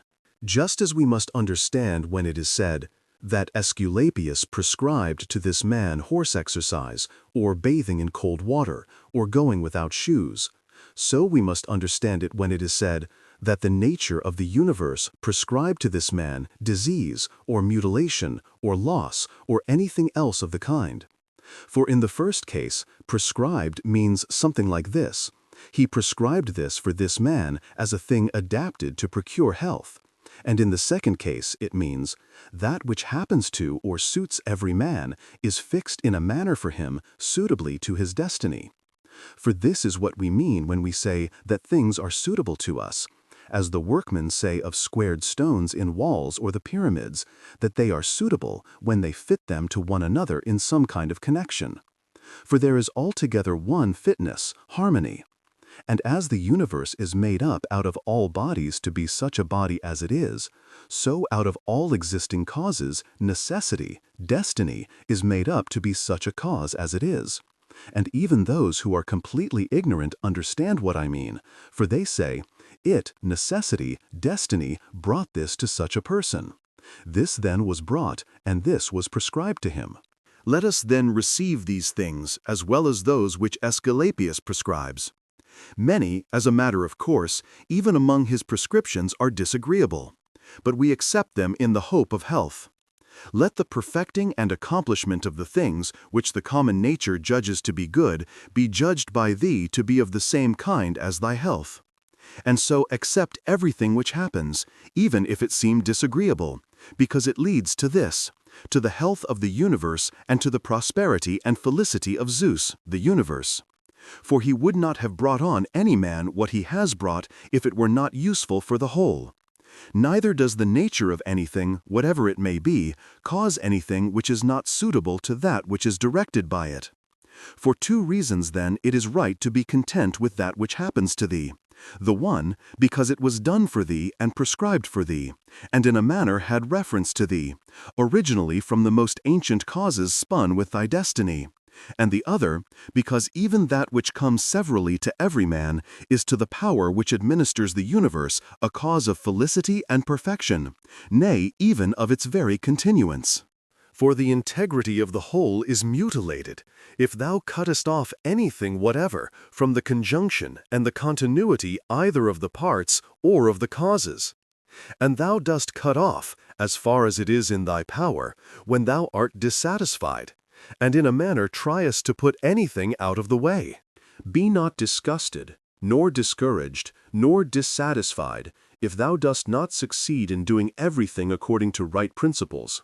But when thou hast failed, return back again, and be content if the greater part of what thou doest is consistent with man's nature, and love this to which thou returnest. And do not return to philosophy as if she were a master, but act like those who have sore eyes and apply a bit of sponge and egg, or as another applies a plaster, or drenching with water. For thus thou wilt not fail to obey reason, and thou wilt repose in it. And remember that philosophy requires only the things which thy nature requires, but thou wouldst have something else which is not according to nature. It may be objected, why, what is more agreeable than this which I am doing? But is not this the very reason why pleasure deceives us? And consider if magnanimity, freedom, simplicity, equanimity, piety are not more agreeable. For what is more agreeable than wisdom itself, when thou thinkest of the security and the happy course of all things which depend on the faculty of understanding and knowledge? Things are in such a kind of envelopment that they have seemed to philosophers, not a few nor those common philosophers, altogether unintelligible. Nay, even to the Stoics themselves they seem difficult to understand. And all our assent is changeable, for where is the man who never changes? Carry thy thoughts then to the objects themselves, and consider how short-lived they are and worthless, and that they may be in the possession of a filthy wretch or a whore or a robber. Then turn to the morals of those who live with thee, and it is hardly possible to endure even the most agreeable of them, to say nothing of a man being hardly able to endure himself. In such darkness, then, and dirt, and in so constant a flux both of substance and of time, and of motion and of things moved, what there is worth being highly prized, or even an object of serious pursuit, I cannot imagine. But on the contrary, it is a man's duty to comfort himself, and to wait for the natural dissolution, and not to be vexed at the delay, but to rest in these principles only. The one, that nothing will happen to me which is not conformable to the nature of the universe, and the other, that it is in my power never to act contrary to my God and Daemon, for there is no man who will compel me to this. About what am I now employing my own soul? On every occasion I must ask myself this question, and inquire, what have I now in this part of me which they call the ruling principle? And whose soul have I now? That of a child, or of a young man, or of a feeble woman, or of a tyrant, or of a domestic animal, or of a wild beast? What kind of things those are, which appear good to the many, we may learn even from this. For if any man should conceive certain things as being really good, such as prudence, temperance, justice, fortitude, he would not, after having first conceived these, endure to listen to anything which should not be in harmony with what is really good. But if a man has first conceived as good the things which appear to the many to be good, he will listen and readily receive as very applicable that which was said by the comic writer. Thus even the many perceive the difference. For were it not so, this saying would not offend and would not be rejected in the first case, while we receive it when it is said of wealth and of the means which further luxury and fame, as said fitly and wittily. Go on then and ask if we should value and think those things to be good, to which after their first conception in the mind, the words of the comic writer might be aptly applied, that he who has them, through pure abundance, has not a place to ease himself in. I am composed of the formal and the material, and neither of them will perish into non-existence, as neither of them came into existence out of non-existence. Every part of me, then, will be reduced by change into some part of the universe, and that again will change into another part of the universe, and so on forever. And by consequence of such a change, I too exist, and those who begot me, and so on forever, in the other direction. For nothing hinders us from saying so, even if the universe is administered according to definite periods of revolution. Reason and the reasoning art, philosophy, are powers which are sufficient for themselves and for their own works. They move then from a first principle which is their own, and they make their way to the end which is proposed to them. And this is the reason why such acts are named katarthoses, or right acts, which word signifies that they proceed by the right road. None of these things ought to be called a man's, which do not belong to a man as man. They are not required of a man, nor does man's nature promise them, nor are they the means of man's nature attaining its end. Neither then does the end of man lie in these things, nor yet that which aids to the accomplishment of this end, and that which aids towards this end is that which is good. Besides, if any of these things did belong to man, it would not be right for a man to despise them and to set himself against them. Nor would a man be worthy of praise who showed that he did not want these things. Nor would he who stinted himself in any of them be good, if indeed these things were good. But now, the more of these things a man deprives himself of, or of other things like them, or even when he is deprived of any of them, the more patiently he endures the loss, just in the same degree he is a better man. Such are thy habitual thoughts, such also will be the character of thy mind. For the soul is dyed by the thoughts. Dye it then with a continuous series of such thoughts as these. For instance, that where a man can live, there he can also live well.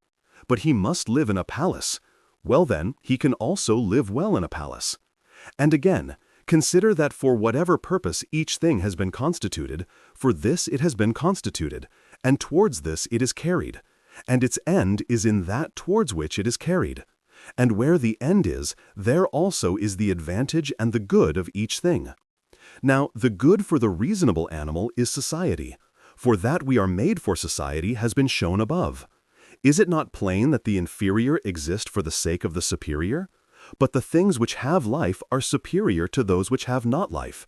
And of those which have life, the superior are those which have reason. To seek what is impossible is madness, and it is impossible that the bad should not do something of this kind. Nothing happens to any man which he is not formed by nature to bear. The same things happen to another, and either because he does not see that they have happened, or because he would show a great spirit, he is firm and remains unharmed. It is a shame, then, that ignorance and conceit should be stronger than wisdom. Things themselves touch not the soul, not in the least degree. Nor have they admission to the soul, nor can they turn or move the soul. But the soul turns and moves itself alone, and whatever judgments it may think proper to make, such it makes for itself the things which present themselves to it. In one respect, man is the nearest thing to me, so far as I must do good to men and endure them. But so far as some men make themselves obstacles to my proper acts, man becomes to me one of the things which are indifferent, no less than the sun or wind or a wild beast. Now, it is true that these may impede my action, but they are no impediments to my affects and disposition, which have the power of acting conditionally and changing. For the mind converts and changes every hindrance to its activity into an aid, and so that which is a hindrance is made a furtherance to an act, and that which is an obstacle on the road helps us on this road. Reverence that which is best in the universe, and this is that which makes use of all things and directs all things. And in like manner also reverence that which is best in thyself, and this is of the same kind as that. For in thyself also that which makes use of everything else is this, and thy life is directed by this. That which does no harm to the state does no harm to the citizen. In the case of every appearance of harm, apply this rule. If the state is not harmed by this, neither am I harmed. But if the state is harmed, thou must not be angry with him who does harm to the state. Show him where his error is. Often think of the rapidity with which things pass by and disappear, both the things which are and the things which are produced. For substance is like a river in a continual flow, and the activities of things are in constant change, and the causes work in infinite varieties, and there is hardly anything which stands still. And consider this, which is near to thee, this boundless abyss of the past and of the future, in which all things disappear. How then is he not a fool who is puffed up with such things, or plagued about them, and makes himself miserable? For they vex him only for a time, and a short time. Think of the universal substance, of which thou hast a very small portion, and of universal time, of which a short and indivisible interval has been assigned to thee, and of that which is fixed by destiny, and how small a part of it thou art. Does another do me wrong? Let him look to it. He has his own disposition, his own activity. I now have what the universal nature wills me to have, and I do what my nature now wills me to do. Let the part of thy soul which leads and governs be undisturbed by the movements in the flesh, whether of pleasure or of pain, and let it not unite with them, but let it circumscribe itself and limit those affects to their parts. But when these affects rise up to the mind by virtue of that other sympathy that naturally exists in a body which is all one, then thou must not strive to resist the sensation, for it is natural, but let not the ruling part of itself add to the sensation the opinion that it is either good or bad. Live with the gods. And he does live with the gods who constantly shows to them his own soul is satisfied with that which is assigned to him, and that it does all that the daemon wishes, which Zeus hath given to every man for his guardian and guide, a portion of himself. And this is every man's understanding and reason. Art thou angry with him whose armpits stink? Art thou angry with him whose mouth smells foul? What good will this danger do thee? He has such a mouth, he has such armpits. It is necessary that such an emanation must come from such things. But the man has reason, it will be said, and he is able, if he takes pain, to discover wherein he offends. I wish thee well of thy discovery. Well then, and thou hast reason. By thy rational faculty stir up his rational faculty. Show him his error, admonish him. For if he listens, thou wilt cure him, and there is no need of anger, neither tragic actor nor whore. As thou intendest to live when thou art gone out, so it is in thy power to live here. But if men do not permit thee, then get away out of life, yet so as if thou wert suffering no harm. The house is smoky, and I quit it. Why dost thou think that this is any trouble? But so long as nothing of the kind drives me out, I remain, am free, and no man shall hinder me from doing what I choose, and I choose to do what is according to the nature of the rational and social animal. The intelligence of the universe is social. Accordingly, it has made the inferior things for the sake of the superior, and it has fitted the superior to one another. Thou seest how it has subordinated, coordinated, and assigned to everything its proper portion, and has brought together into concord with one another the things which are the best. How hast thou behaved hitherto to the gods, thy parents, brethren, children, teachers, to those who looked after thy infancy, to thy friends, kinsfolk, to thy slaves?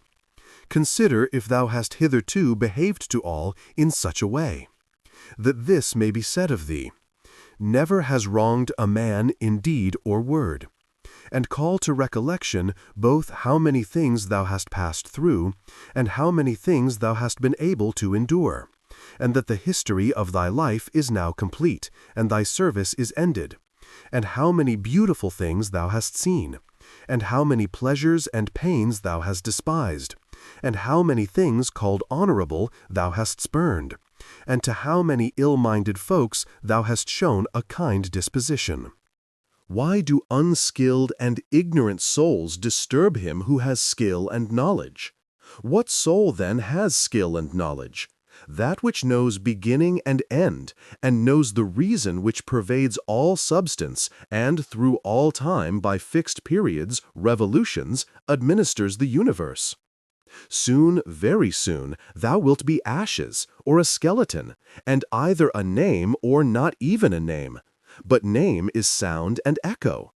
And the things which are much valued in life are empty and rotten and trifling, and little dogs biting one another, and little children quarreling, laughing, and then straightway weeping. But fidelity and modesty and justice and truth are fled up to Olympus from the widespread earth. Hesiod, Works, etc. v. 197. What then is there which still detains thee here? If the objects of sense are easily changed and never stand still, and the organs of perception are dull and easily receive false impressions, and the poor soul itself is an exhalation from blood. But to have good repute amidst such a world as this is an empty thing. Why then dost thou not wait in tranquillity for thy end, whether it is extinction or removal to another state? And until that time comes, what is sufficient? Why, what else than to venerate the gods and bless them, and to do good to men, and to practice tolerance and self-restraint? But as to everything which is beyond the limits of the poor flesh and breath, to remember that this is neither thine nor in thy power. Thou canst pass thy life in an equable flow of happiness if thou canst go by the right way, and think and act in the right way. These two things are common both to the soul of God and to the soul of man, and to the soul of every rational being, not to be hindered by another, and to hold good to consist in the disposition to justice and the practice of it, and in this to let thy desire find its termination. If this is neither my own badness, nor an effect of my own badness, and the common weal is not injured, why am I troubled about it? And what is the harm to the common weal? Do not be carried along inconsiderately by the appearance of things, but give help to all according to thy ability and their fitness. And if they should have sustained loss in matters which are indifferent, do not imagine this to be a damage, for it is a bad habit. But as the old man, when he went away, asked back his foster child's top, remembering that it was a top, so do thou in this case also. When thou art calling out on the rostra, hast thou forgotten, man, what these things are? Yes, but they are objects of great concern to these people. Wilt thou too then be made a fool for these things? I was once a fortunate man, but I lost it, I know not how. But fortunate means that a man has assigned to himself a good fortune, and a good fortune is good disposition of the soul, good emotions, good actions. Book 6. The substance of the universe is obedient and compliant, and the reason which governs it has in itself no cause for doing evil, for it has no malice, nor does it do evil to anything, nor is anything harmed by it. But all things are made and perfected according to this reason.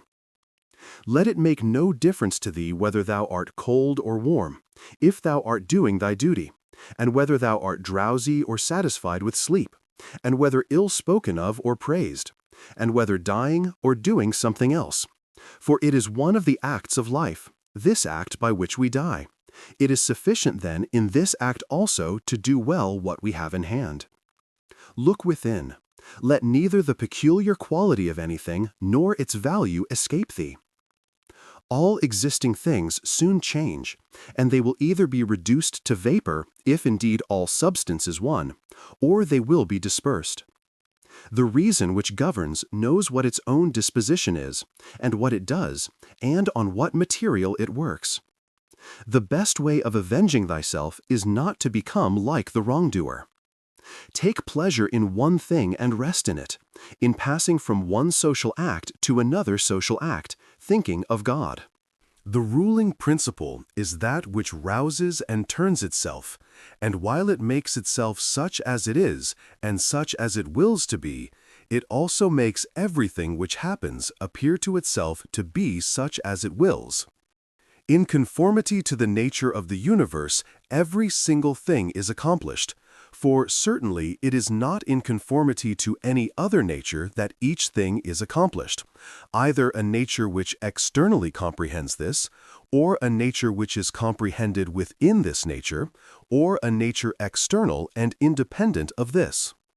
The universe is either a confusion and a mutual involution of things, and a dispersion, or it is unity and order and providence.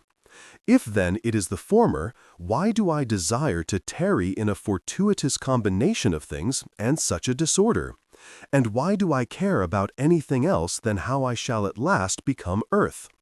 And why am I disturbed? For the dispersion of my elements will happen whatever I do. But if the other supposition is true, I venerate, and I am firm, and I trust in him who governs. When thou hast been compelled by circumstances to be disturbed in a manner, quickly return to thyself, and do not continue out of tune longer than the compulsion lasts, for thou wilt have more mastery over the harmony by continually recurring to it. If thou hadst a stepmother and a mother at the same time, thou wouldst be dutiful to thy stepmother, but still thou wouldst constantly return to thy mother. Let the court and philosophy now be to thee stepmother and mother. Return to philosophy frequently, and repose in her, through whom what thou meetest with in the court appears to thee tolerable, and thou appearest tolerable in the court. When we have meat before us and such eatables, we receive the impression that this is the dead body of a fish, and this is the dead body of a bird or of a pig, and again that this Falernian is only a little grape juice, and this purple robe some sheep's wool dyed with the blood of a shellfish. Such then are these impressions, and they reach the things themselves and penetrate them, and so we see what kind of things they are.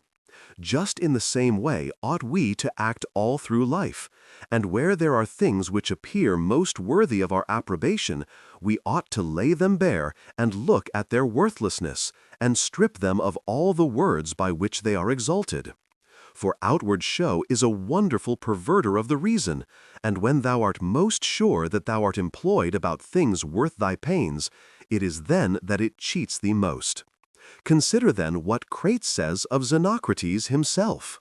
Most of the things which the multitude admire are referred to objects of the most general kind, those which are held together by cohesion or natural organization, such as stones, wood, fig trees, vines, olives. But those which are admired by men who are a little more reasonable are referred to the things which are held together by a living principle, as flocks, herds. Those which are admired by men who are still more instructed are the things which are held together by a rational soul, not however a universal soul, but rational so far as it is a soul skilled in some art, or expert in some other way, or simply rational so far as it possesses a number of slaves. But he who values rational soul, a soul universal and fitted for political life, regards nothing else except this. And above all things, he keeps his soul in a condition and in an activity conformable to reason and social life, and he cooperates to this end with those who are of the same kind as himself. Some things are hurrying into existence, and others are hurrying out of it, and of that which is coming into existence, part is already extinguished. Motions and changes are continually renewing the world, just as the uninterrupted course of time is always renewing the infinite duration of ages.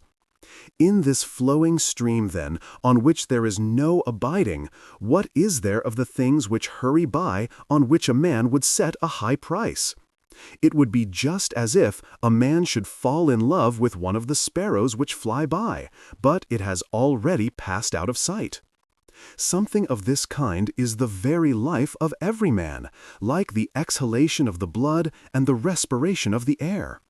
For such as it is to have once drawn in the air and to have given it back, which we do every moment, just the same is it with the whole respiratory power, which thou didst receive at thy birth yesterday and the day before, to give it back to the element from which thou didst first draw it. Neither is transpiration, as in plants, a thing to be valued, nor respiration, as in domesticated animals and wild beasts, nor the receiving of impressions by the appearances of things, nor being moved by desires as puppets by strings, nor assembling in herds, nor being nourished by food. For this is just like the act of separating and parting with the useless part of our food. What then is worth being valued? To be received with clapping of hands? No, neither must we value the clapping of tongues, for the praise which comes from the many is a clapping of tongues. Suppose then that thou hast given up this worthless thing called fame, what remains that is worth valuing? This, in my opinion, to move thyself and to restrain thyself in conformity to thy proper constitution, to which end both all employments and arts lead. For every art aims at this, that the thing which has been made should be adapted to the work for which it has been made. And both the vine planter who looks after the vine, and the horsebreaker, and he who trains the dog seek this end. But the education and the teaching of youth aim at something. In this, then, is the value of the education and the teaching. And if this is well, thou wilt not seek anything else.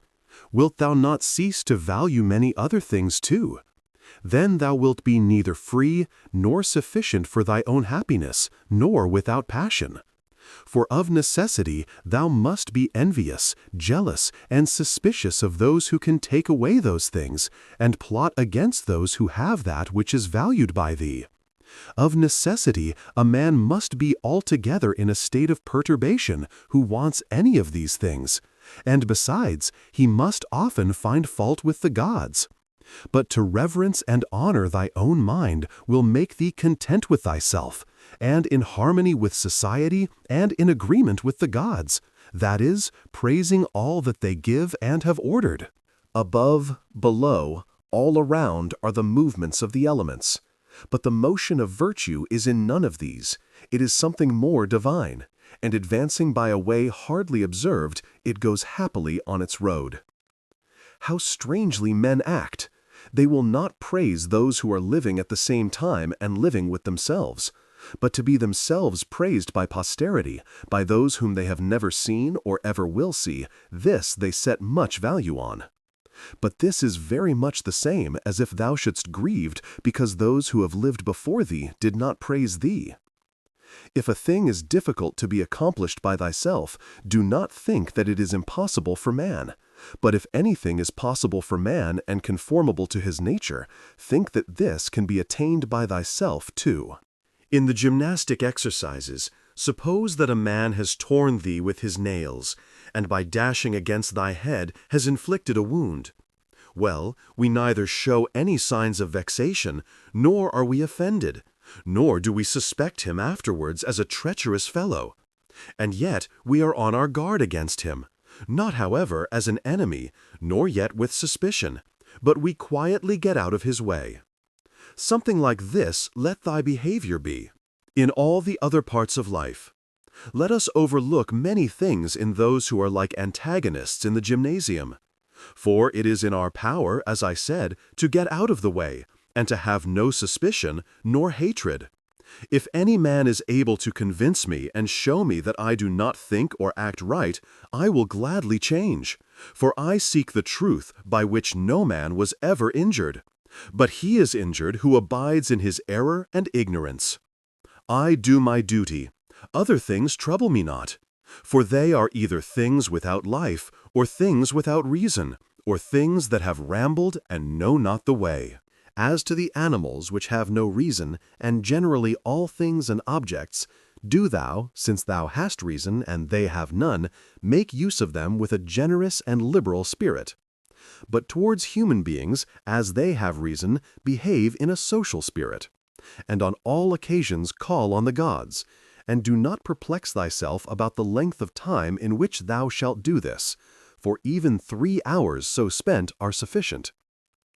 Alexander the Macedonian and his groom by death were brought to the same state, for either they were received among the same seminal principles of the universe, or they were alike dispersed among the atoms.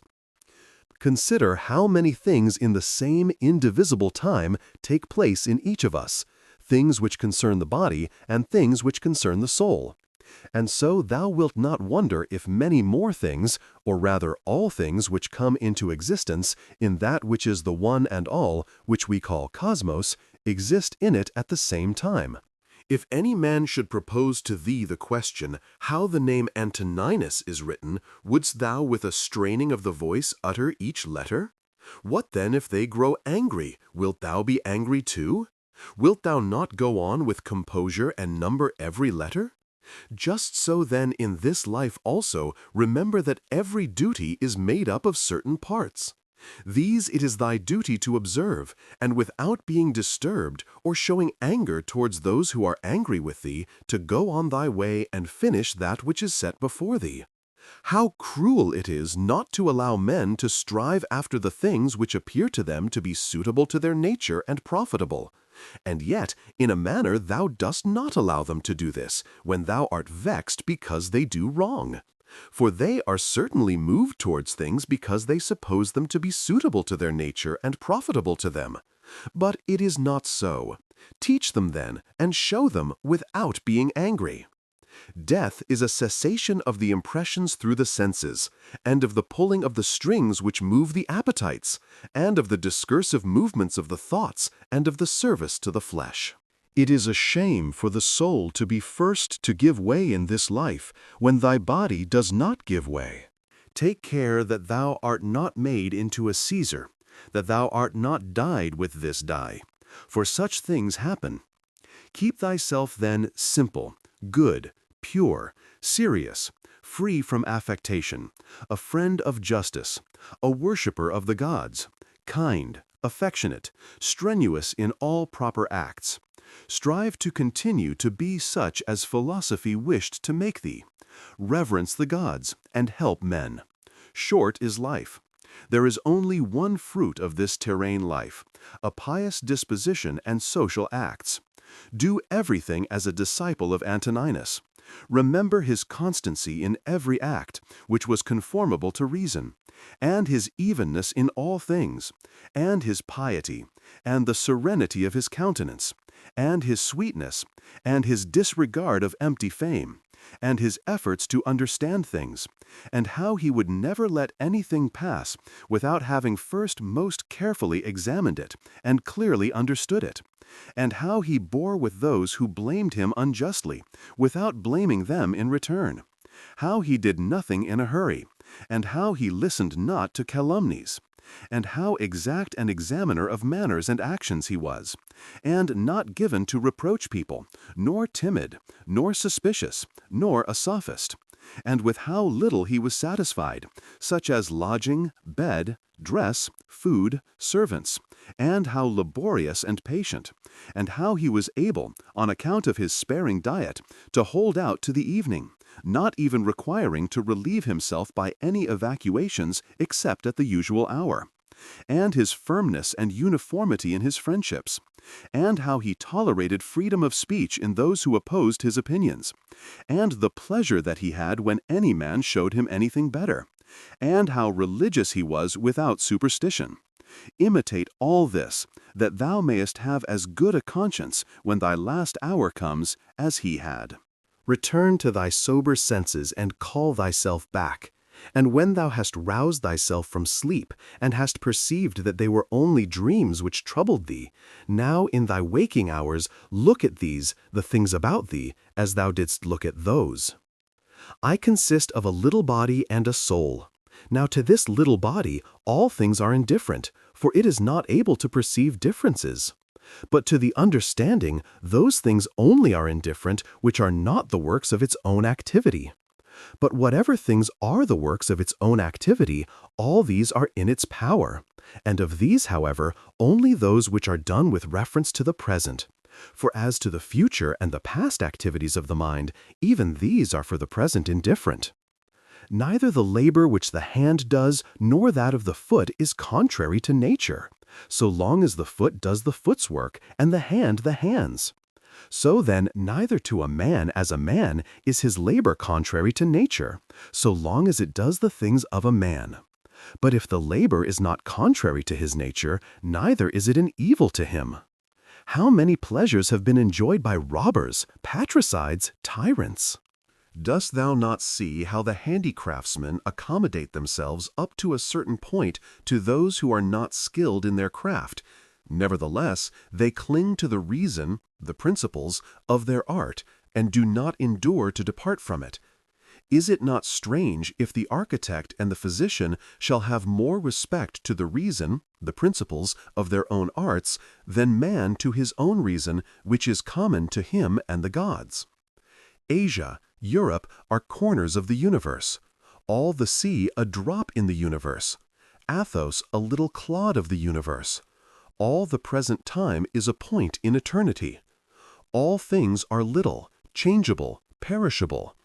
All things come from thence, from that universal ruling power, either directly proceeding or by way of sequence. And accordingly, the lion's gaping jaws, and that which is poisonous, and every harmful thing, as a thorn, as mud, are after products of the grand and beautiful. Do not then imagine that they are of another kind from that which thou dost venerate, but form a just opinion of the source of all. He who has seen present things has seen all, both everything which has taken place from all eternity, and everything which will be for time without end. For all things are of one kin and of one form. Frequently consider the connection of all things in the universe and their relation to one another. For in a manner all things are implicated with one another, and all in this way are friendly to one another. For one thing comes in order after another, and this is by virtue of the active movement and mutual conspiration and the unity of the substance. Adapt thyself to the things with which thy lot has been cast, and the men among whom thou hast received thy portion, love them, but do it truly, sincerely. Every instrument, tool, vessel, if it does that for which it has been made, is well, and yet he who made it is not there. But in the things which are held together by nature, there is within, and there abides in them the power which made them. Wherefore the more is it fit to reverence this power, and to think that if thou dost live and act according to its will, everything in thee is in conformity to intelligence. And thus also in the universe, the things which belong to it are in conformity to intelligence. Whatever of the things which are not within thy power thou shalt suppose to be good for thee or evil, it must of necessity be that, if such a bad thing befall thee, or the loss of such a good thing, thou wilt blame the gods, and hate men too, those who are the cause of the misfortune or the loss, or those who are suspected of being likely to be the cause. And indeed we do much injustice, because we make a difference between these things, because we do not regard these things as indifferent. But if we judge only those things which are in our power to be good or bad, there remains no reason either for finding fault with God or standing in a hostile attitude to man. We are all working together to one end, some with knowledge and design, and others without knowing what they do. As men also when they are asleep, of whom it is Heraclitus, I think, who says that they are laborers and cooperators in the things which take place in the universe. But men cooperate after different fashions, and even those cooperate abundantly, who find fault with what happens, and those who try to oppose it and to hinder it. For the universe had need even of such men as these. It remains then for thee to understand among what kind of workmen thou placest thyself. For he who rules all things will certainly make a right use of thee, and he will receive thee among some part of the cooperators, and of those whose labors conduce to one end. But be not thou such a part as the mean and ridiculous verse in the play which Chrysippus speaks of. Does the sun undertake to do the work of the rain, or Aesculapius the work of the fruit-bearer, the earth? And how is it with respect to each of the stars? Are they not different, and yet they work together to the same end? If the gods have determined about me, and about the things which must happen to me, they have determined well, for it is not easy even to imagine a deity without forethought. And as to doing me harm, why should they have any desire towards that? For what advantage would result to them from this or to the whole, which is the special object of their providence? But if they have not determined about me individually, they have certainly determined about the whole at least. And the things which happen by way of sequence in this general arrangement, I ought to accept with pleasure and to be content with them. But if they determine about nothing, which it is wicked to believe, or if we do believe it, let us neither sacrifice, nor pray, nor swear by them, nor do anything else which we do as if the gods were present and lived with us. But if, however, the gods determine about none of the things which concern us, I am able to determine about myself, and I can inquire about that which is useful. And that is useful to every man, which is conformable to his own constitution and nature. But my nature is rational and social, and my city and country, so far as I am Antoninus, is Rome, but so far as I am a man, it is the world. The things then which are useful to these cities are alone useful to me. Whatever happens to every man, this is for the interest of the universal. This might be sufficient. But further thou wilt observe this also as a general truth, if thou dost observe, that whatever is profitable to any man is profitable also to other men. But let the word profitable be taken here in the common sense, as said of things of the middle kind, neither good nor bad. As it happens to thee in the amphitheater and such places, that the continual sight of the same things and the uniformity make the spectacle wearisome, so it is in the whole of life. For all things above, below, are the same and from the same. How long then? Think continually that all kinds of men, and of all kinds of pursuits, and of all nations are dead, so that thy thoughts come down even to Philician, and Phoebus, and Origanion. Now turn thy thoughts to the other kinds of men. To that place then we must remove, where there are so many great orators, and so many noble philosophers, Heraclitus, Pythagoras, Socrates, so many heroes of former days, and so many generals after them, and tyrants.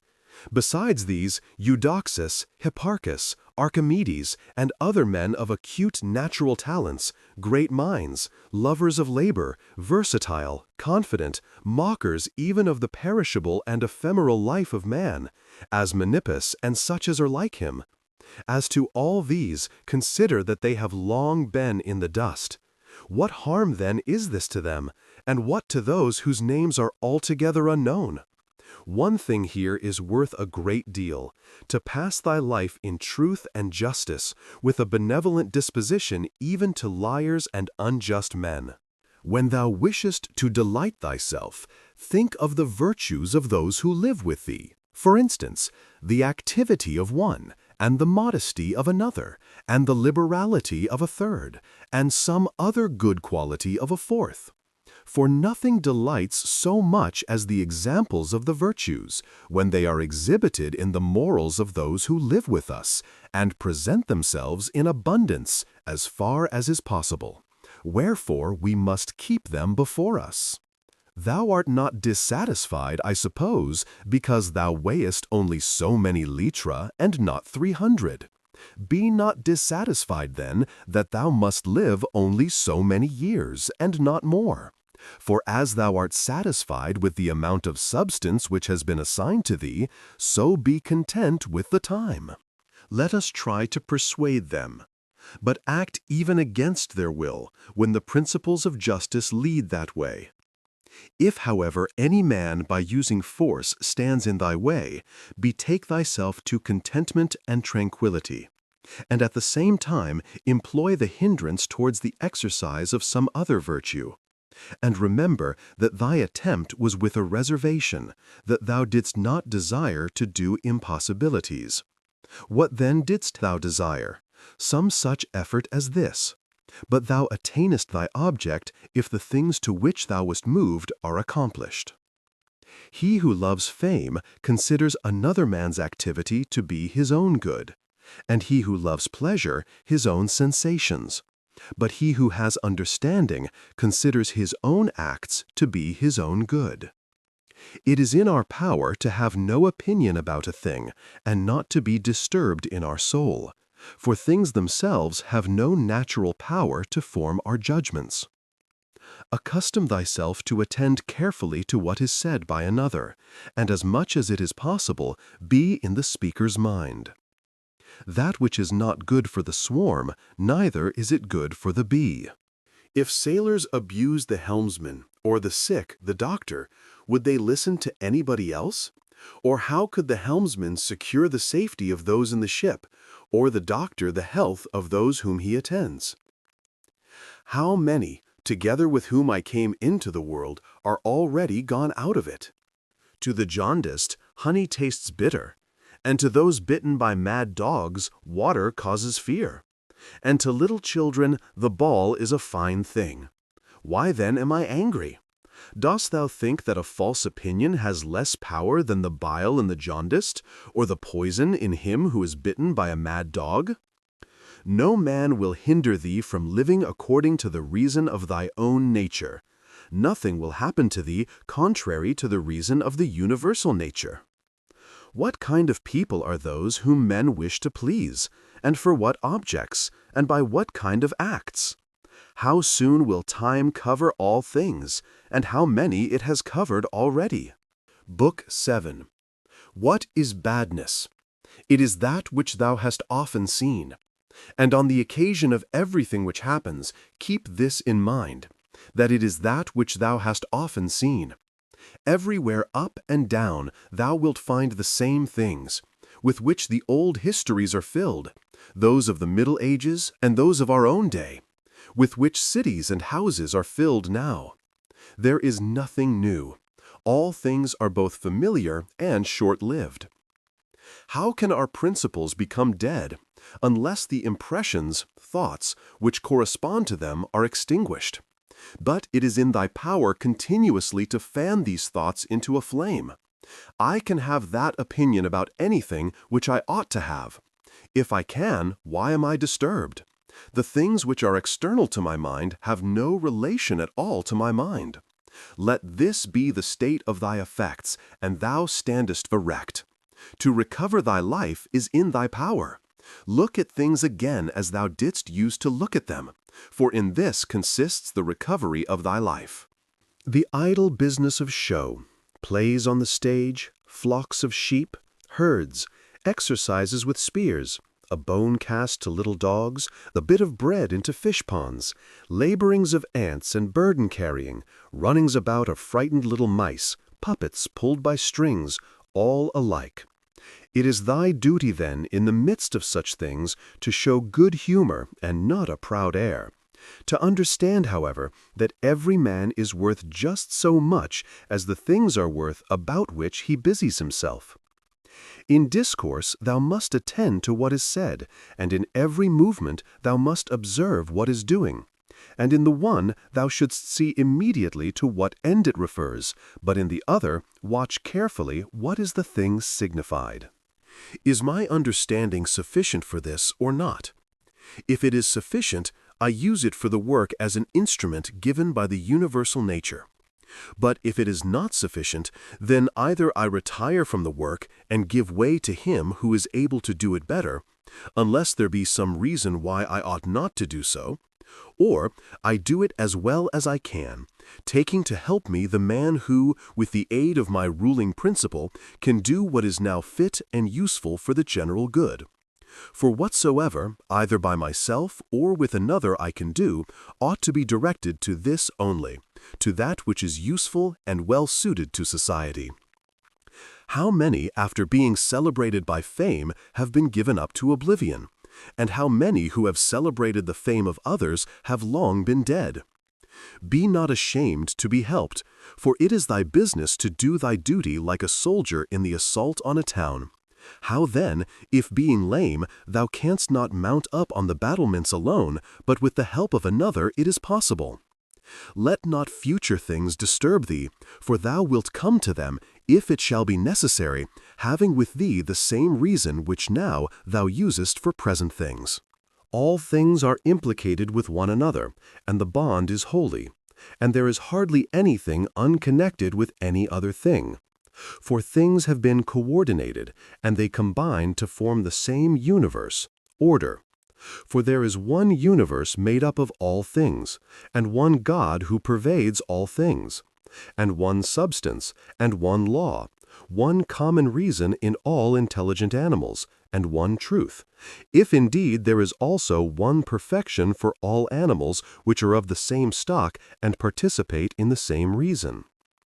Everything material soon disappears in the substance of the whole, and everything formal, causal, is very soon taken back into the universal reason, and the memory of everything is very soon overwhelmed in time. To the rational animal, the same act is according to nature and according to reason. Be thou erect, or be made erect. Just as it is with the members in those bodies which are united in one, so it is with rational beings which exist separate, for they have been constituted for one cooperation. And the perception of this will be more apparent to thee if thou often sayest to thyself that I am a member of the system of rational beings. But if thou sayest that thou art a part, thou dost not yet love men from thy heart. Beneficence does not yet delight thee for its own sake. Thou still doest it barely as a thing of propriety, and not yet as doing good to thyself. Let there fall externally what will on the parts which can feel the effects of this fall, for those parts which have felt will complain, if they choose. But I, unless I think that what has happened is an evil, am not injured, and it is in my power not to think so. Whatever anyone does or says, I must be good, just as if the gold or the emerald or the purple were always saying this. Whatever anyone does or says, I must be emerald and keep my color. The ruling faculty does not disturb itself. Does not frighten itself or cause itself pain. But if anyone else can frighten or pain it, let him do so. For the faculty itself will not by its own opinion turn itself into such ways. Let the body itself take care, if it can, that is, suffer nothing, and let it speak, if it suffers. But the soul itself, that which is subject to fear, to pain, which has completely the power of forming an opinion about these things, will suffer nothing, for it will never deviate into such a judgment. The leading principle in itself wants nothing, unless it makes a want for itself, and therefore it is both free from perturbation and unimpeded, if it does not disturb and impede itself. Eudaimonia, happiness, is a good daemon, or a good thing. What then art thou doing here, O imagination? Go away, I entreat thee by the gods, as thou didst come, for I want thee not. But thou art come according to thy old fashion. I am not angry with thee, only go away. Is any man afraid of change? Why, what can take place without change? What then is more pleasing or more suitable to the universal nature? And canst thou take a bath unless the wood undergoes a change? And canst thou be nourished unless the food undergoes a change? And can anything else that is useful be accomplished without change? Dost thou not see then that for thyself also to change is just the same, and equally necessary for the universal nature? Through the universal substance, as through a furious torrent, all bodies are carried, being by their nature united with and cooperating with the whole, as the parts of our body with one another. How many a Chrysippus, how many a Socrates, how many an Epictetus has time already swallowed up? And let the same thought occur to thee with reference to every man and thing. One thing only troubles me, lest I should do something which the constitution of man does not allow, or in the way which it does not allow, or what it does not allow now. Near is thy forgetfulness of all things, and near the forgetfulness of thee by all.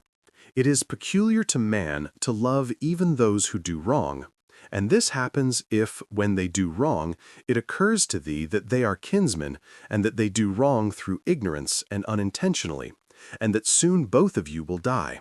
And above all, that the wrongdoer has done thee no harm, for he has not made thy ruling faculty worse than it was before.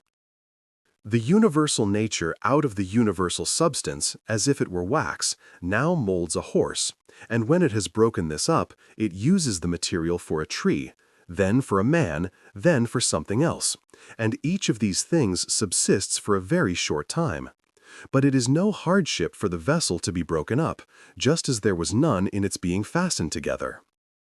A scowling look is altogether unnatural, when it is often assumed the result is that all comeliness dies away, and at last is so completely extinguished that it cannot be again lighted up at all.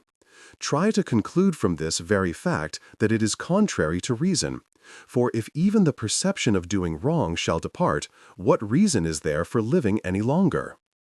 Nature, which governs the whole, will soon change all things which thou seest, and out of their substance will make other things, and again other things from the substance of them, in order that the world may be ever new. When a man has done thee any wrong, immediately consider with what opinion about good or evil he has done wrong. For when thou hast seen this, thou wilt pity him, and wilt neither wonder nor be angry. For either thou thyself thinkest the same thing to be good that he does, or another thing of the same kind. It is thy duty then to pardon him. But if thou dost not think such things to be good or evil, thou wilt more readily be well disposed to him who is in error. Think not so much of what thou hast not as of what thou hast, but of the things which thou hast select the best, and then reflect how eagerly they would have been sought if thou hadst them not. At the same time, however, take care that thou dost not, through being so pleased with them, accustom thyself to overvalue them, so as to be disturbed if ever thou shouldst not have them. Retire into thyself. The rational principle which rules has this nature, that it is content with itself when it does what is just, and so secures tranquility. Wipe out the imagination. Stop the pulling of the strings. Confine thyself to the present. Understand well what happens either to thee or to another.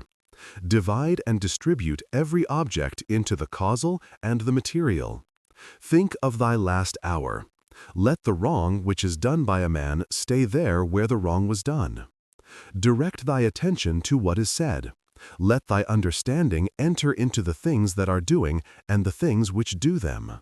Adorn thyself with simplicity and modesty, and with indifference towards the things which lie between virtue and vice. Love mankind. Follow God.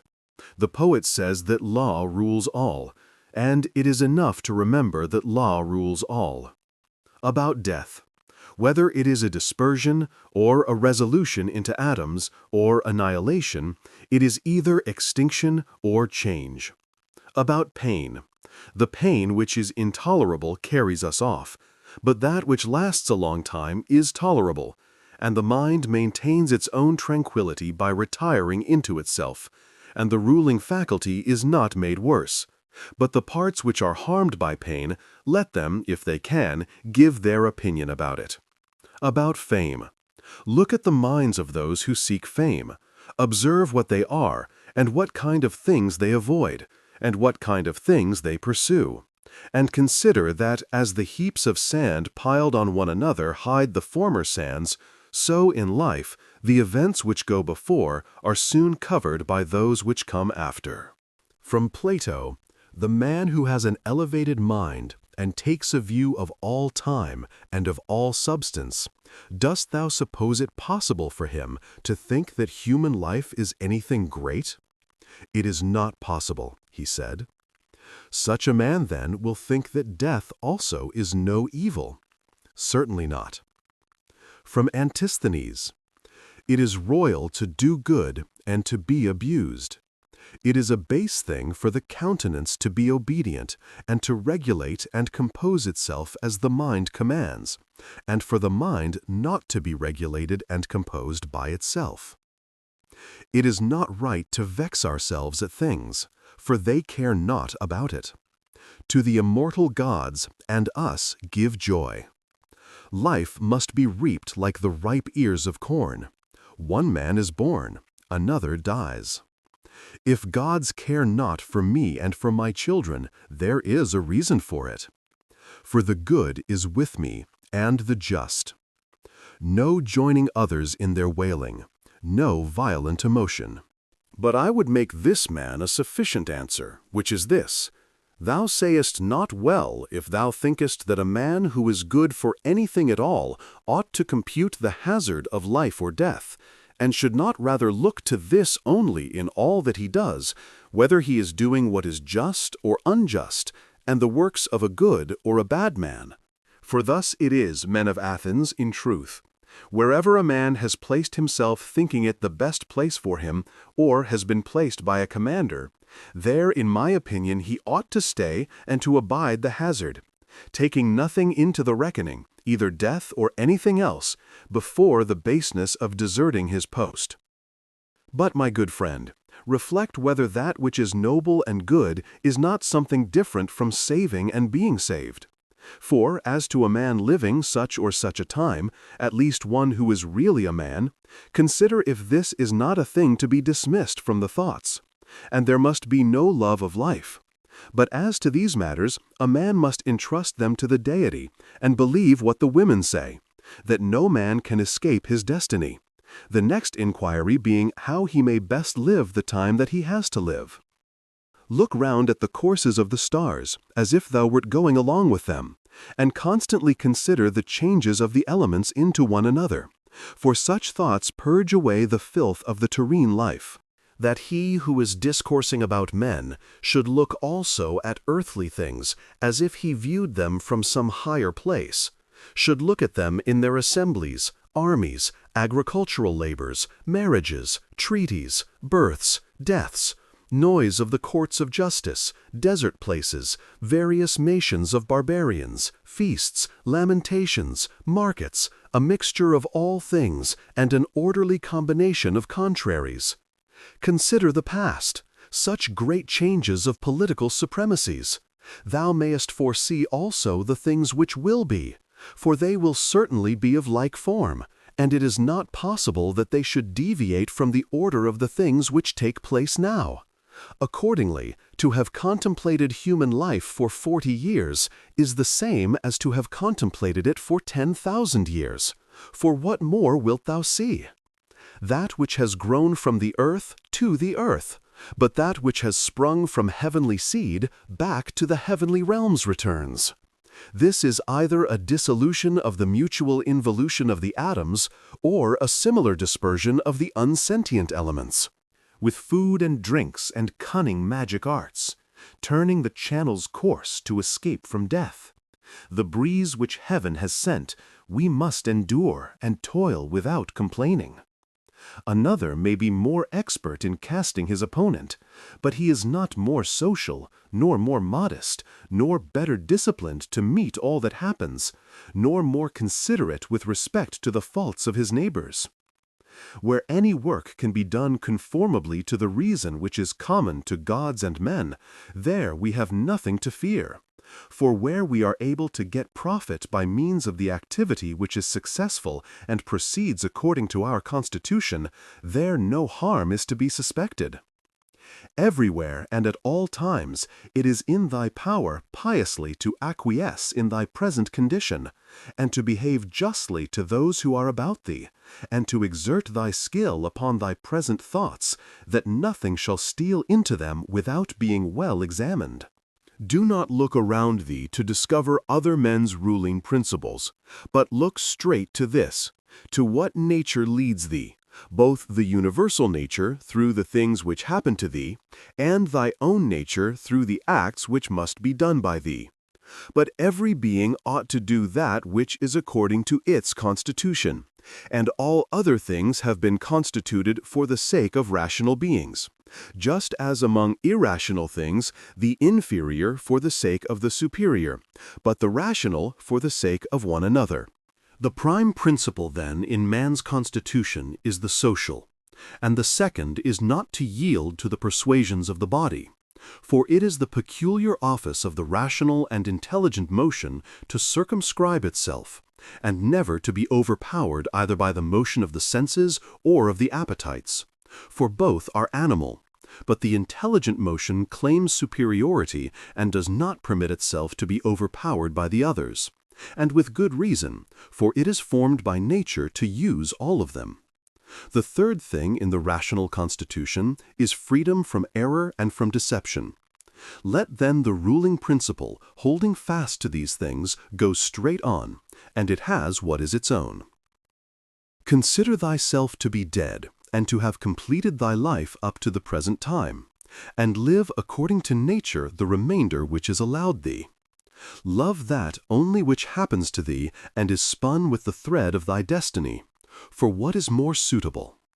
In everything which happens, keep before thy eyes those to whom the same things happened, and how they were vexed, and treated them as strange things, and found fault with them. And now where are they? Why then dost thou too choose to act in the same way? And why dost thou not leave these agitations which are foreign to nature to those who cause them and those who are moved by them? And why art thou not altogether intent upon the right way of making use of the things which happen to thee? For then thou wilt use them well, and they will be a material for thee to work on. Only attend to thyself, and resolve to be a good man in every act which thou doest. And remember, look within. Within is the fountain of good, and it will ever bubble up, if thou wilt ever dig. The body ought to be compact, and to show no irregularity either in motion or attitude. For what the mind shows in the face by maintaining in it the expression of intelligence and propriety, that ought to be required also in the whole body. But all of these things should be observed without affectation. The art of life is more like the wrestler's art than the dancer's, in respect of this, that it should stand ready and firm to meet onsets which are sudden and unexpected. Constantly observe who those are whose approbation thou wishest to have, and what ruling principles they possess. For then thou wilt neither blame those who offend involuntarily, nor wilt thou want their approbation if thou lookest to the sources of their opinions and appetites. Every soul, the philosopher says, is involuntarily deprived of truth. Consequently, in the same way, it is deprived of justice, and temperance, and benevolence, and everything of the kind. It is most necessary to bear this constantly in mind, for thus thou wilt be more gentle towards all. In every pain let this thought be present, that there is no dishonor in it, nor does it make the governing intelligence worse, for it does not damage the intelligence, either so far as the intelligence is rational, or so far as it is social. Indeed, in the case of most pains, let this remark of Epicurus aid thee, that pain is neither intolerable nor everlasting, if thou bearest in mind that it has its limits, and if thou addest nothing to it in imagination. And remember this too, that we do not perceive that many things which are disagreeable to us are the same as pain, such as excessive drowsiness, and the being scorched by heat, and the having no appetite. When, then, thou art discontented about any of these things, say to thyself that thou art yielding to pain. Take care not to feel towards the inhuman as they feel towards men. How do we know if Telaugus was not superior in character to Socrates? For it is not enough that Socrates died a more noble death, and disputed more skillfully with the sophists, and passed the night in the cold with more endurance, and that when he was bid to arrest Leon of Salamis, he considered it more noble to refuse, and that he walked in a swaggering way in the streets, though as to this fact one may have great doubts if it was true.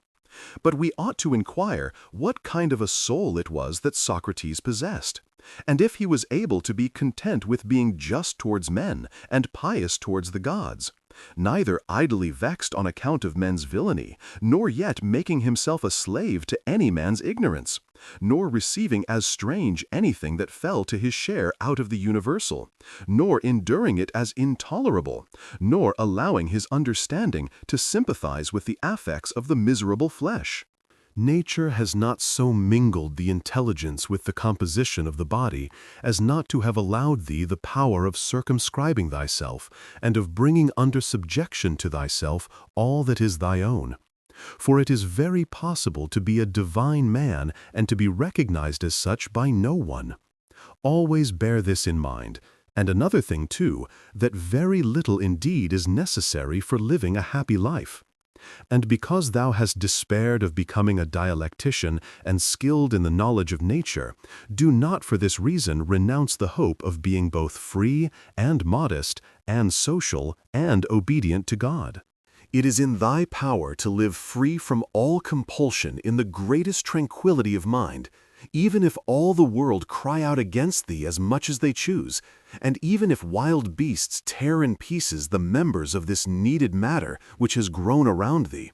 For what hinders the mind in the midst of all this from maintaining itself in tranquility and in a just judgment of all surrounding things, and in a ready use of the objects which are presented to it, so that the judgment may say to the thing which falls under its observation, This thou art in substance, reality, though in men's opinion thou mayest appear to be of a different kind.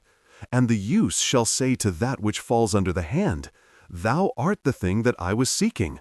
For to me, that which presents itself is always a material for virtue both rational and political, and in a word, for the exercise of art which belongs to man or God. For everything which happens has a relationship either to God or man, and is neither new nor difficult to handle, but usual and apt matter to work on. The perfection of moral character consists in this, in passing every day as the last, and in being neither violently excited, nor torpid, nor playing the hypocrite. The gods who are immortal are not vexed because, during so long a time, they must tolerate continually men such as they are, and so many of them bad. And besides this, they also take care of them in all ways. But thou, who art destined to end so soon, art thou wearied of enduring the bad, and this too when thou art one of them? It is a ridiculous thing for a man not to fly from his own badness, which is indeed possible, but to fly from other men's badness, which is impossible.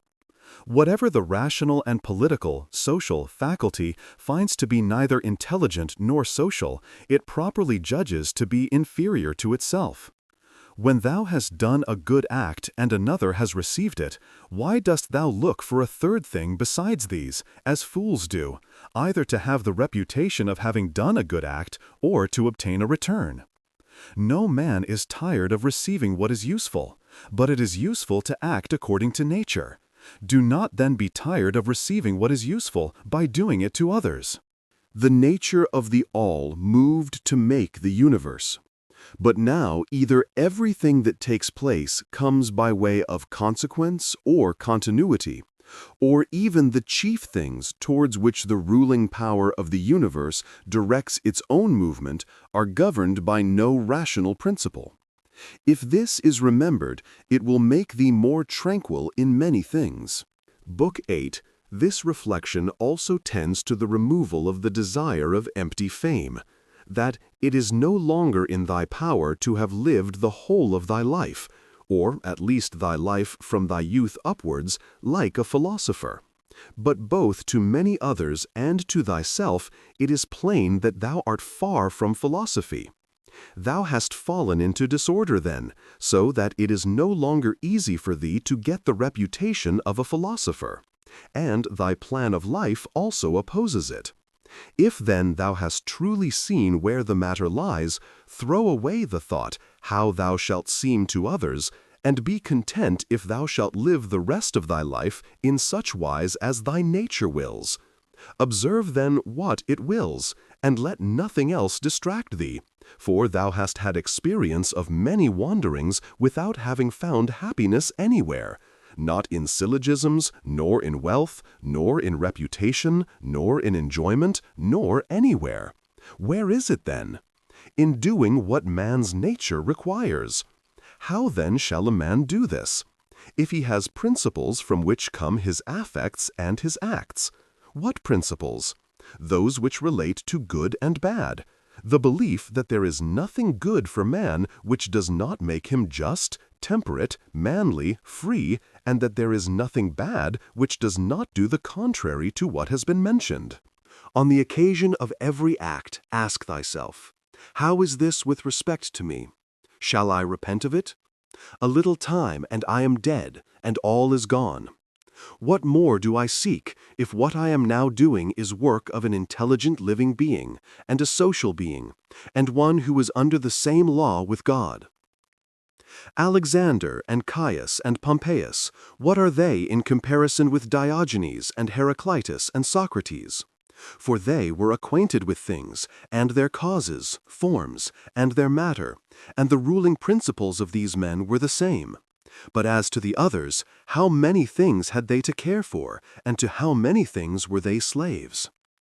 Consider that men will do the same things nevertheless, even though thou shouldst burst.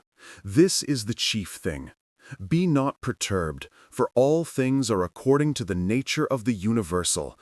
And in a little time thou wilt be nobody and nowhere, like Hadrian and Augustus.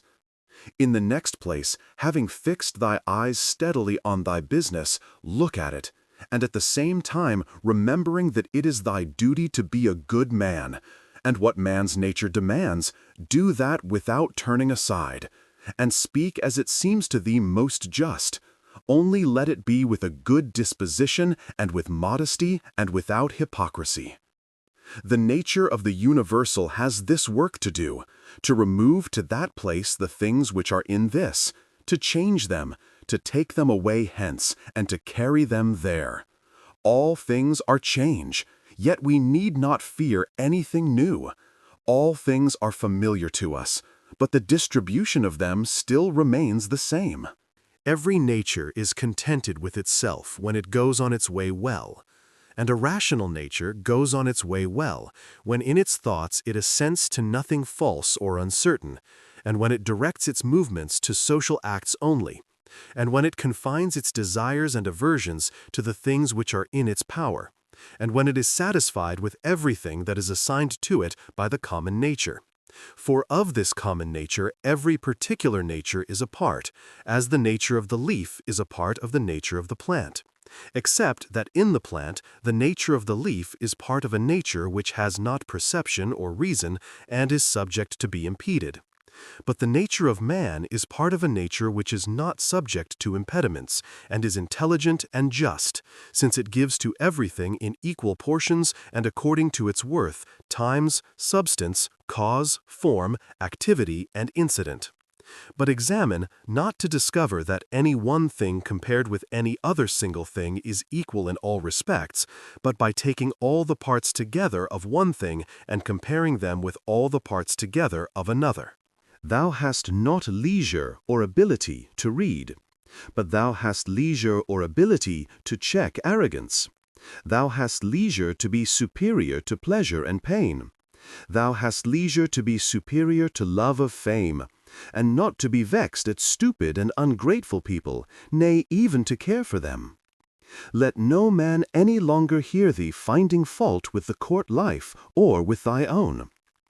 Repentance is a kind of self-reproof for having neglected something useful, but that which is good must be something useful, and the perfect good man should look after it.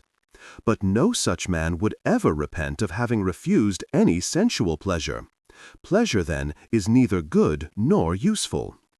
This thing, what is it in itself, in its own constitution? What is its substance and material? And what its causal nature or form? And what is it doing in the world? And how long does it subsist? When thou risest from sleep with reluctance, remember that it is according to thy constitution and according to human nature to perform social acts, but sleeping is common also to irrational animals. But that which is according to each individual's nature is also more peculiarly its own, and more suitable to its nature, and indeed also more agreeable. Constantly, and, if it be possible, on the occasion of every impression on the soul, apply to it the principles of physic, of ethic, and of dialectic. Whatever man thou meetest with, immediately say to thyself, what opinions has this man about good and bad? For if with respect to pleasure and pain and the causes of each, and with respect to fame and ignominy, death and life, he has such and such opinions, it will seem nothing wonderful or strange to me if he does such and such things, and I shall bear in mind that he is compelled to do so. Remember that as it is a shame to be surprised if the fig tree produces figs, so it is to be surprised if the world produces such and such things of which it is productive. And for the physician and the helmsman, it is a shame to be surprised if a man has a fever or if the wind is unfavorable. Remember that to change thy opinion and to follow him who corrects thy error is as consistent with freedom as it is to persist in thy error. For it is thy own, the activity which is exerted according to thy own movement and judgment, and indeed according to thy own understanding too. If a thing is in thy own power, why dost thou do it? But if it is in the power of another, whom dost thou blame? The atoms, chance, or the gods? Both are foolish. Thou must blame nobody. For if thou canst, correct that which is the cause. But if thou canst not do this, correct at least the thing itself. But if thou canst not do even this, of what use is it to thee to find fault? For nothing should be done without a purpose.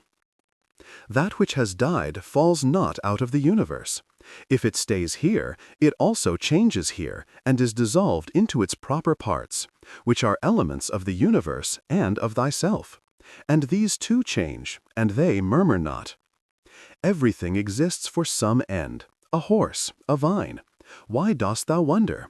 Even the sun will say, I am for some purpose, and the rest of the gods will say the same. For what purpose then art thou? To enjoy pleasure?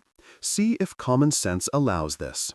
Nature has had regard in everything no less to the end than to the beginning, and the continuance, just like the man who throws up a ball.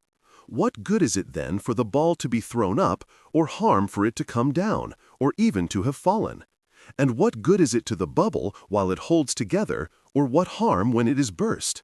The same may be said of a light also.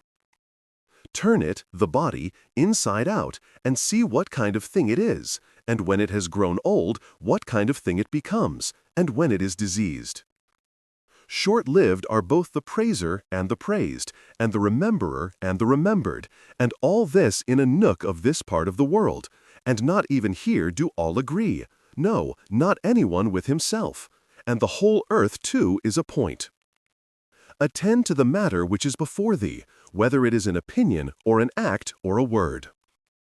Thou sufferest this justly, for thou choosest rather to become good tomorrow than to be good today. Am I doing anything? I do it with reference to the good of mankind. Does anything happen to me? I receive it and refer it to the gods, and the source of all things, from which all that happens is derived.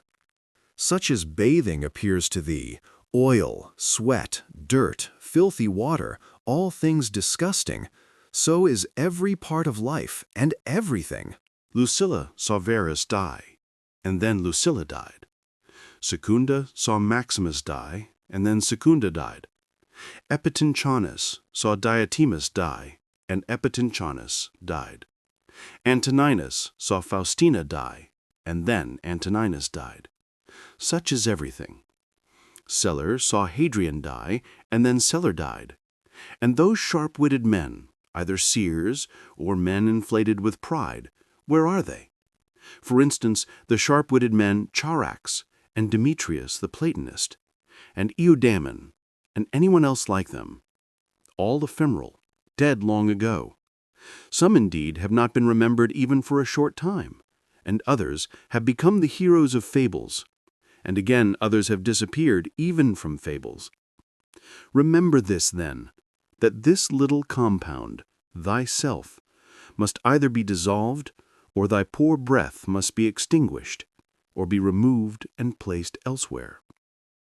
It is satisfaction to a man to do the proper works of a man. Now it is a proper work of a man to be benevolent to his own kind, to despise the movements of the senses, to form a just judgment of plausible appearances, and to take a survey of the nature of the universe and of the things which happen in it. There are three relations between thee and other things, the one to the body which surrounds thee, the second to the divine cause from which all things come to all, and the third to those who live with thee. Pain is either an evil to the body, then let the body say what it thinks of it, or to the soul, but it is in the power of the soul to maintain its own serenity and tranquility, and not to think that pain is an evil. For every judgment and movement and desire and aversion is within, and no evil ascends so high. Wipe out thy imaginations by often saying to thyself, Now it is in my power to let no badness be in the soul, nor desire, nor any perturbation at all. But looking at all things, I see what is their nature, and I use each according to its value. Remember this power which thou hast from nature. Speak both in the Senate and to every man, whoever he may be, appropriately, not with any affectation. Use plain discourse. Augustus's court, wife, daughter, descendants, ancestors, sister, Agrippa, kinsmen, intimates, friends, Arius, Maecenas, physicians and sacrificing priests, the whole court is dead. Then turn to the rest, not considering the death of a single man, but of a whole race, as of the Pompey, and that which is inscribed on the tombs, the last of his race.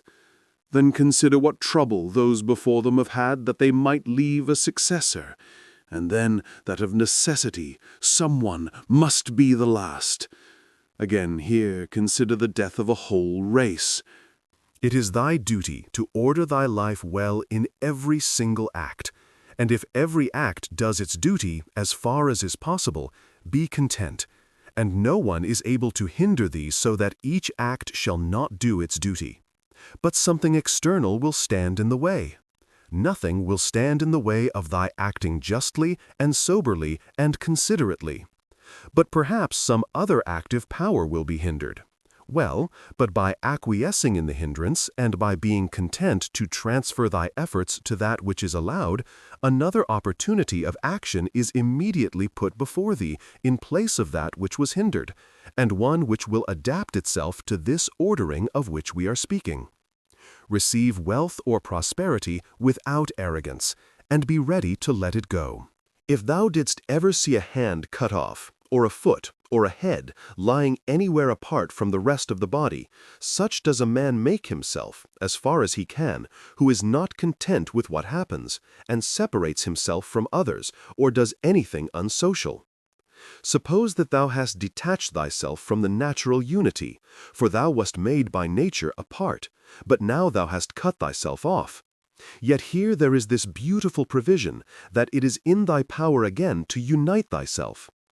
God has allowed this to no other part, after it has been separated and cut asunder, to come together again. But consider the kindness by which he has distinguished man, for he has put it in his power not to be separated at all from the universal. And when he has been separated, he has allowed him to return and to be united and to resume his place as a part. As the nature of the universal has given to every rational being all the other powers that it has, so we have received from it this power also. For as the universal nature converts and fixes in its predestined place everything which stands in the way and opposes it, and makes such things a part of itself, so also the rational animal is able to make every hindrance its own material, and to use it for such purposes as it may have designed. Do not disturb thyself by thinking of the whole of thy life. Let not thy thoughts at once embrace all the various troubles which thou mayest expect to befall thee. But on every occasion ask thyself, what is there in this which is intolerable and past bearing? For thou wilt be ashamed to confess. In the next place, remember that neither the future nor the past pains thee, but only the present. But this is reduced to a very little, if thou only circumscribes it, and chidest thy mind if it is unable to hold out against even this.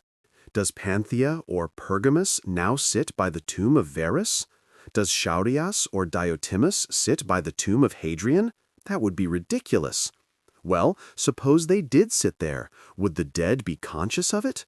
And if the dead were conscious, would they be pleased? And if they were pleased, would that make them immortal? Was it not in the order of destiny that these persons too should first become old women and old men and then die? What then would those do after these were dead? All this is foul smell and blood in a bag. If thou canst see sharp, look and judge wisely, says the philosopher. In the constitution of the rational animal, I see no virtue which is opposed to justice, but I see a virtue which is opposed to love of pleasure, and that is temperance. If thou takest away thy opinion about that which appears to give thee pain, thou thyself standest in perfect security. Who is this self? The reason. But I am not reason. Be it so. Let then the reason itself not trouble itself. But if any other part of thee suffers, let it have its own opinion about itself. Hindrance to the perceptions of sense is an evil to the animal nature. Hindrance to the movements, desires, is equally an evil to the animal nature. And something else also is equally an impediment and an evil to the constitution of plants. So then, that which is a hindrance to the intelligence is an evil to the intelligent nature. Apply all these things then to thyself. Does pain or sensuous pleasure affect thee? The senses will look to that. Has any obstacle opposed thee in thy efforts towards an object? If indeed thou wast making this effort absolutely, unconditionally, or without any reservation, certainly this obstacle is an evil to thee considered as a rational animal. But if thou takest into consideration the usual course of things, thou hast not yet been injured, nor even impeded. The things, however, which are proper to the understanding, no other man is used to impede, for neither fire, nor iron, nor tyrant, nor abuse touches it in any way. When it has been made a sphere, it continues a sphere. It is not fit that I should give myself pain, for I have never intentionally given pain even to another. Different things delight different people. But it is my delight to keep the ruling faculty sound without turning away either from any man or from any of the things which happen to men, but looking and receiving all with welcome eyes, and using everything according to its value. See that thou secure this present time to thyself. For those who rather pursue posthumous fame do consider that the man of aftertime will be exactly such as these, whom they cannot bear now, and both are mortal. And what is it in any way to thee if these men of aftertime utter this or that sound, or have this or that opinion about thee? Take me and cast me where thou wilt, for there I shall keep my divine part tranquil, that is, content, if it can feel and act conformably to its proper constitution. Is this change of place sufficient reason why my soul should be unhappy and worse than it was, depressed, expanded, shrinking, affrighted? And what wilt thou find which is sufficient reason for this? Nothing can happen to any man which is not a human accident, nor to an ox which is not according to the nature of an ox, nor to a vine which is not according to the nature of a vine, nor to a stone which is not proper to a stone. If then there happens to each thing both what is usual and natural, why shouldst thou complain? For the common nature brings nothing which may not be borne by thee. If thou art pained by any external thing, it is not this thing that disturbs thee, but thy own judgment about it. And it is in thy power to wipe out this judgment now. But if anything in thy own disposition gives thee pain, who hinders thee from correcting thy opinion? And even if thou art pained because thou art not doing some particular thing which seems to thee to be right, why dost thou not rather act than complain? But some insuperable obstacle is in the way. Do not be grieved then, for the cause of its not being done depends not on thee. But it is not worth while to live if this cannot be done. Take thy departure then from life contentedly, just as he dies who is in full activity, and well pleased too with the things which are obstacles. Remember that the ruling faculty is invincible. When self-collected, it is satisfied with itself, if it does nothing which it does not choose to do, even if it resists from mere obstinacy. What then will it be when it forms a judgment about anything, aided by reason and deliberately? Therefore, the mind which is free from passions is a citadel, for man has nothing more secure to which he can fly for refuge, and for the future be inexpugnable. He then who has not seen this is an ignorant man, but he who has seen it and does not fly to this refuge is unhappy. Say nothing more to thyself than what the first appearances report. Suppose that it has been reported to thee that a certain person speaks ill of thee. This has been reported, but that thou hast been injured, that has not been reported. I see that my child is sick, I do see, but that he is in danger, I do not see. Thus then always abide by the first appearances, and add nothing thyself from within, and then nothing happens to thee. Or rather, add something, like a man who knows everything that happens in the world. A cucumber is bitter. Throw it away.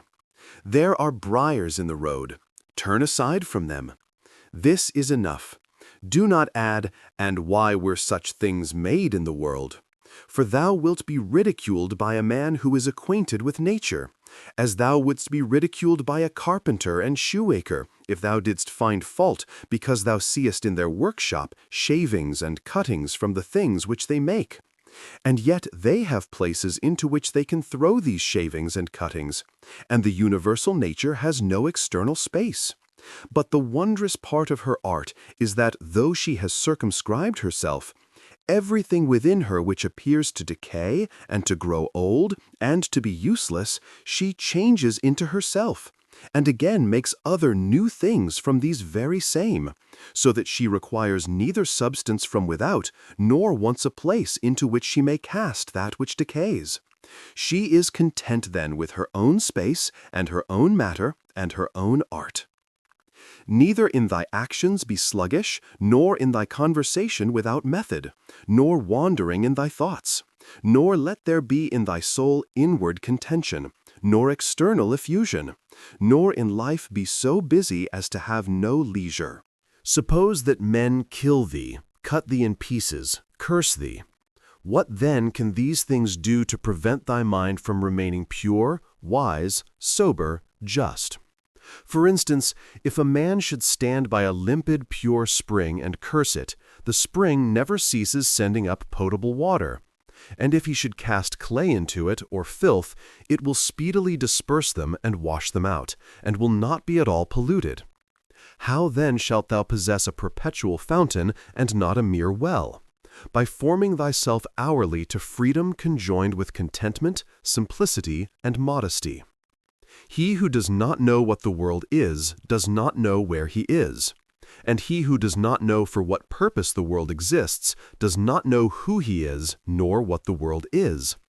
But he who has failed in any one of these things could not even say for what purpose he exists himself. What then dost thou think of him who avoids or seeks the praise of those who applaud, of men who know not either where they are or who they are? Dost thou wish to be praised by a man who curses himself thrice every hour? Wouldst thou wish to please a man who does not please himself? Does a man please himself who repents of nearly everything that he does? No longer let thy breathing only act in concert with the air which surrounds thee, but let thy intelligence also now be in harmony with the intelligence which embraces all things. For the intelligent power is no less diffused in all parts and pervades all things for him who is willing to draw it to him than the aerial power for him who is able to respire it. Generally, wickedness does no harm at all to the universe, and particularly the wickedness of one man does no harm to another. It is only harmful to him who has it in his power to be released from it as soon as he shall choose. To my own free will, the free will of my neighbor is just as indifferent as his poor breath and flesh.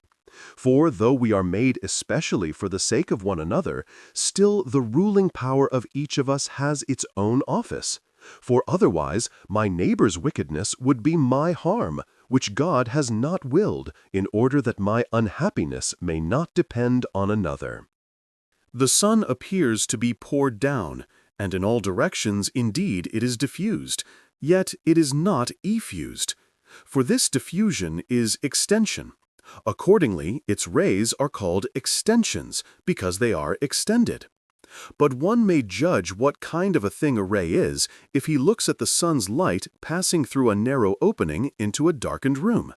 For it is extended in a right line, and as it were is divided when it meets with any solid body which stands in the way and intercepts the air beyond. But there the light remains fixed and does not glide or fall off. Such then ought to be the outpouring and diffusion of the understanding, and it should in no way be an effusion, but an extension. And it should make no violent or impetuous collision with the obstacles which are in its way, nor yet fall down, but be fixed and enlighten that which receives it. For a body will deprive itself of the illumination if it does not admit it. He who fears death either fears the loss of sensation or a different kind of sensation. But if thou shalt have no sensation, neither wilt thou feel any harm. And if thou shalt acquire another kind of sensation, thou wilt be a different kind of living being, and thou wilt not cease to live. Men exist for the sake of one another. Teach them then, or bear with them. In one way an arrow moves, in another way the mind. The mind, indeed, both when it exercises caution and when it is employed about inquiry, moves straight onward not the less, and to its object. Enter into every man's ruling faculty, and also let every other man enter into thine. Book 9. He who acts unjustly acts impiously. For since the universal nature has made rational animals for the sake of one another, to help one another according to their deserts, but in no way to injure one another, he who transgresses her will is clearly guilty of impiety towards the highest divinity. And he too who lies is guilty of impiety to the same divinity. For the universal nature is the nature of things that are, and things that are have a relation to all things that come into existence. And further, this universal nature is named truth, and is the prime cause of all things that are true. He then who lies intentionally is guilty of impiety inasmuch as he acts unjustly by deceiving. And he also who lies unintentionally, inasmuch as he is at variance with the universal nature, and inasmuch as he disturbs the order by fighting against the nature of the world. For he fights against it who is moved of himself to that which is contrary to truth. For he had received powers from nature, through the neglect of which he is not able now to distinguish falsehood from truth. And indeed, he who pursues pleasure as good and avoids pain as evil is guilty of impiety.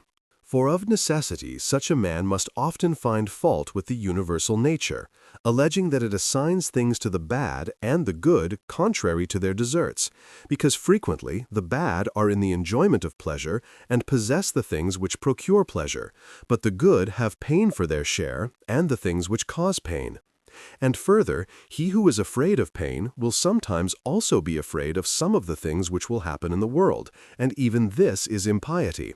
And he who pursues pleasure will not abstain from injustice, and this is plainly impiety. Now with respect to the things towards which the universal nature is equally affected, for it would not have made both unless it was equally affected towards both, towards these they who wish to follow nature should be of the same mind with it, and equally affected. With respect to pain, then, and pleasure, or death and life, or honor and dishonor, which the universal nature employs equally, whoever is not equally affected is manifestly acting impiously. And I say that the universal nature employs them equally, instead of saying that they happen alike to those who are produced in continuous series, and to those who come after them by virtue of a certain original movement of providence, according to which it moved from a certain beginning to this ordering of things, having conceived certain principles of the things which were to be, and having determined powers productive of beings, and of changes, and of such like successions. It would be a man's happiest lot to depart from mankind without having had any taste of lying and hypocrisy and luxury and pride.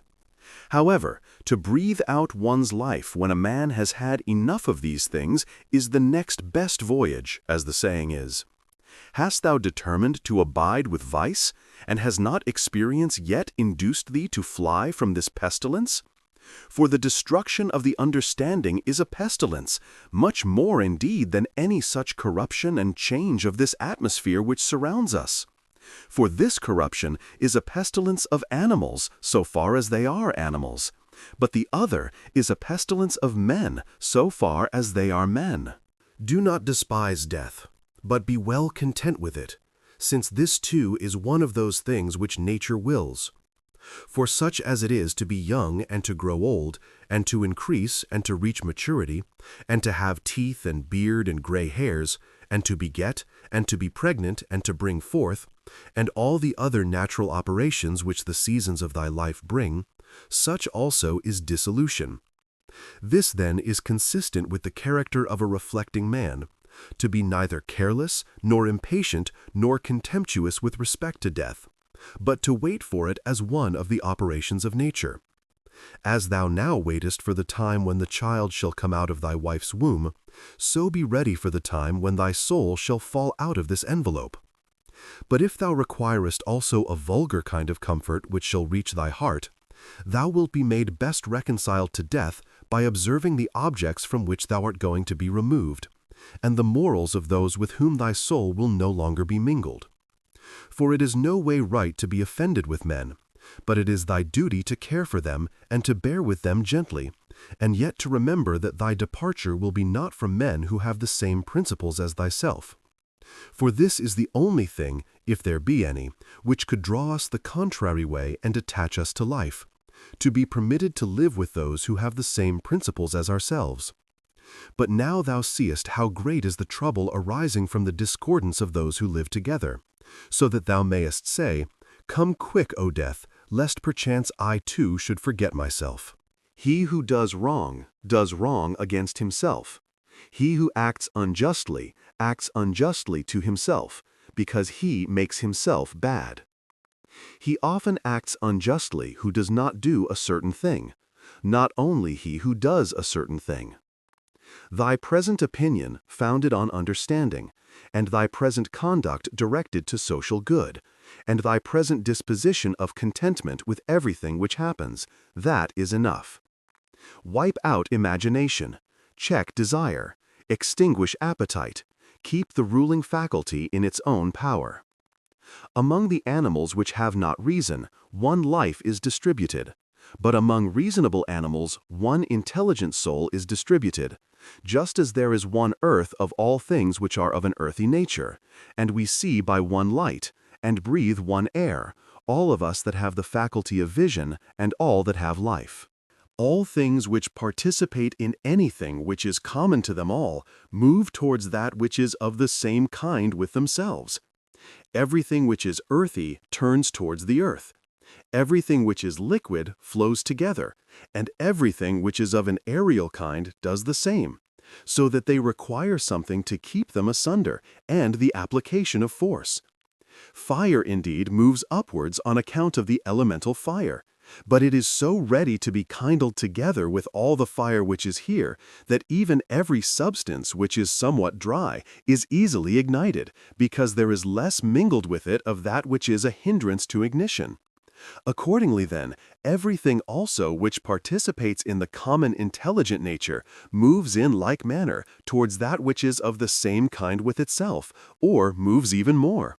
For so much as it is superior in comparison with all other things, in the same degree also is it more ready to mingle with and to be fused with that which is akin to it. Accordingly, among animals devoid of reason, we find swarms of bees and herds of cattle, and the nurture of young birds, and in a manner loves. For even in animals there are souls, and that power which brings them together is seen to exert itself in the superior degree, and in such a way as never has been observed in plants, nor in stones, nor in trees. But in rational animals there are political communities and friendships, and families and meetings of people, and in wars, treaties, and armistices. But in the things which are still superior, even though they are separated from one another, unity in a manner exists, as in the stars. Thus the ascent to the higher degree is able to produce a sympathy even in things which are separated. See then what now takes place. For only intelligent animals have now forgotten this mutual desire and inclination, and in them alone the property of flowing together is not seen. But still, though men strive to avoid this union, they are caught and held by it, for their nature is too strong for them. And thou wilt see what I say, if thou only observest. Sooner, then, will one find anything earthy which comes in contact with no earthy thing than a man altogether separated from other men. Both man and God and the universe produce fruit. At the proper seasons, each produces it. But if usage has especially fixed these terms to the vine and like things, this is nothing. Reason produces fruit both for all and for itself, and there are produced from it other things of the same kind as reason itself. If thou art able, correct by teaching those who do wrong. But if thou canst not, remember that indulgence is given to thee for this purpose. And the gods, too, are indulgent to such persons, and for some purposes they even help them to get health, wealth, reputation. So kind they are. And it is in thy power also, or say, who hinders thee? Labor not as one who is wretched, nor yet as one who would be pitied or admired, but direct thy will to one thing only, to put thyself in motion and to check thyself, as the social reason requires. Today I have got out of all trouble, or rather I have cast out all trouble, for it was not outside, but within and in my opinions. All things are the same, familiar in experience, and ephemeral in time, and worthless in the matter. Everything now is just as it was in the time of those whom we have buried. Things stand outside of us, themselves by themselves, neither knowing aught of themselves, nor expressing any judgment. What is it then which does judge about them? The ruling faculty. Not in passivity, but in activity lie the evil and the good of the rational social animal, just as his virtue and his vice lie not in passivity, but in activity. For the stone which has been thrown up, it is no evil to come down, nor indeed any good to have been carried up. Penetrate inwards into men's leading principles, and thou wilt see what judges thou art afraid of, and what kind of judges they are of themselves. All things are changing, and thou thyself art in continuous mutation and in a manner in continuous destruction, and the whole universe too. It is thy duty to leave another man's wrongful act there where it is. Termination of activity, cessation from movement and opinion, and, in a sense, their death, is no evil. Turn thy thoughts now to the consideration of thy life as a child, as a youth, thy manhood, thy old age.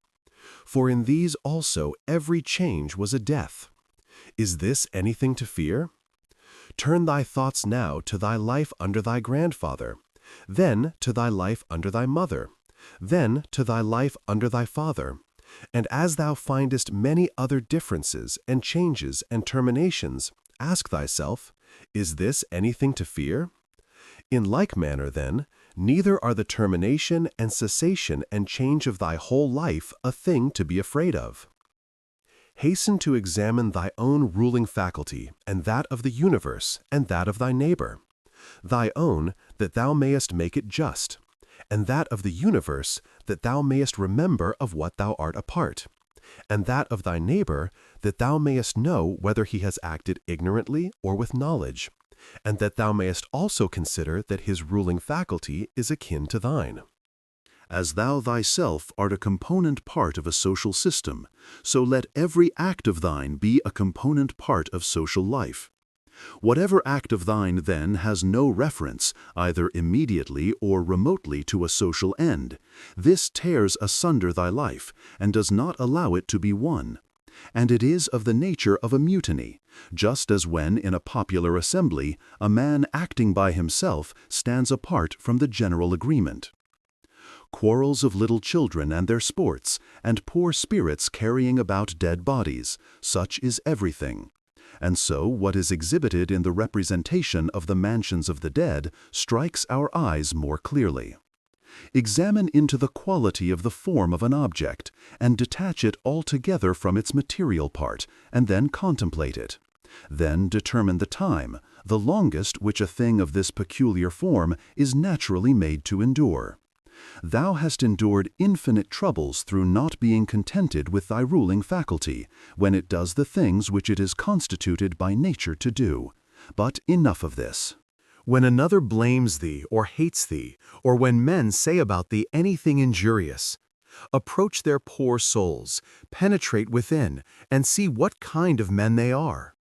Thou wilt discover that there is no reason to take any trouble that these men may have this or that opinion about thee. However, thou must be well disposed towards them, for by nature they are friends. And the gods too aid them in all ways, by dreams, by signs, towards the attainment of those things on which they set a value. The periodic movements of the universe are the same, up and down from age to age. And either the universal intelligence puts itself in motion for every separate effect, and if this is so, be thou content with that which is the result of its activity. Or it puts itself in motion once, and everything else comes by way of sequence in a manner. Or indivisible elements are the origin of all things. In a word, if there is a God, all is well, and if chance rules, do not thou also be governed by it. Soon will the earth cover us all. Then the earth too will change, and the things also which result from change will continue to change forever, and these again forever. For if a man reflects on the changes and transformations which follow one another like wave after wave, and their rapidity, he will despise everything which is perishable. The universal cause is like a winter torrent. It carries everything along with it. But how worthless are all these poor people who are engaged in matters political, and, as they suppose, are playing the philosopher. All drivellers. Well then, man, do what nature now requires.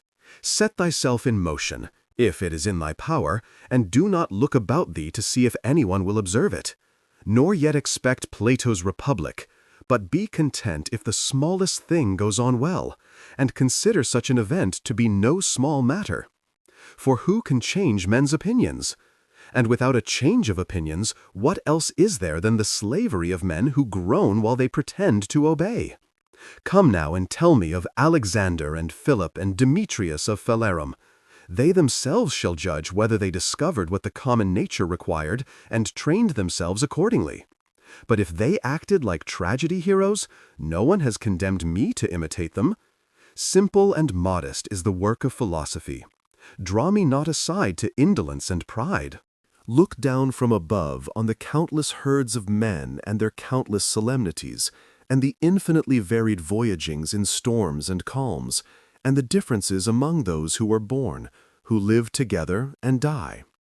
And consider, too, the life lived by others in olden time, and the life of those who will live after thee, and the life now lived among barbarous nations, and how many know not even thy name, and how many will soon forget it, and how they who perhaps now are praising thee will very soon blame thee, and that neither a posthumous name is of any value, nor reputation, nor anything else. Let there be freedom from perturbations with respect to the things which come from the external cause, and let there be justice in the things done by virtue of the internal cause. That is, let there be movement and action terminating in this, in social acts, for this is according to thy nature. Thou canst remove out of the way many useless things among those which disturb thee, for they lie entirely in thy opinion, and thou wilt then gain for thyself ample space by comprehending the whole universe in thy mind, and by contemplating the eternity of time, and observing the rapid change of every several thing. How short is the time from birth to dissolution, and the illimitable time before birth, as well as the equally boundless time after dissolution. All that thou seest will quickly perish, and those who have been spectators of its dissolution will very soon perish too. And he who dies at the extremest old age will be brought into the same condition with him who died prematurely. What are these men's leading principles? And about what kind of things are they busy? And for what kind of reasons do they love and honor? Imagine that thou seest their poor souls laid bare. When they think that they do harm by their blame, or good by their praise, what an idea! Loss is nothing else than change.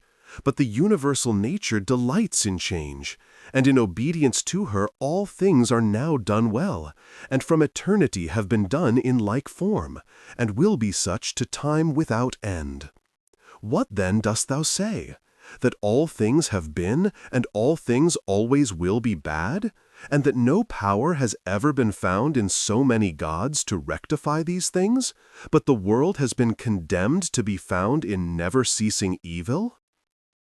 The rottenness of the matter which is the foundation of everything, water, dust, bones, filth, or again, marble rocks, the callosities of the earth, and gold and silver, the sediments, and garments, only bits of hair, and purple dye, blood, and everything else is of the same kind.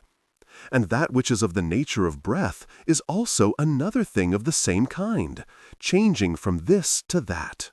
Enough of this wretched life and murmuring and apish tricks. Why art thou disturbed? What is there new in this? What unsettles thee? Is it the form of the thing? Look at it. Or is it the matter? Look at it. But besides these there is nothing. Towards the gods, then, now become at last more simple and better. It is the same whether we examine these things for 100 years or 3. If any man has done wrong, the harm is his own, but perhaps he has not done wrong.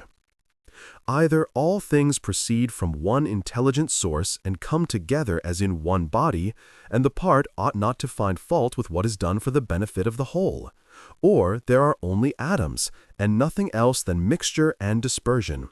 Why then art thou disturbed?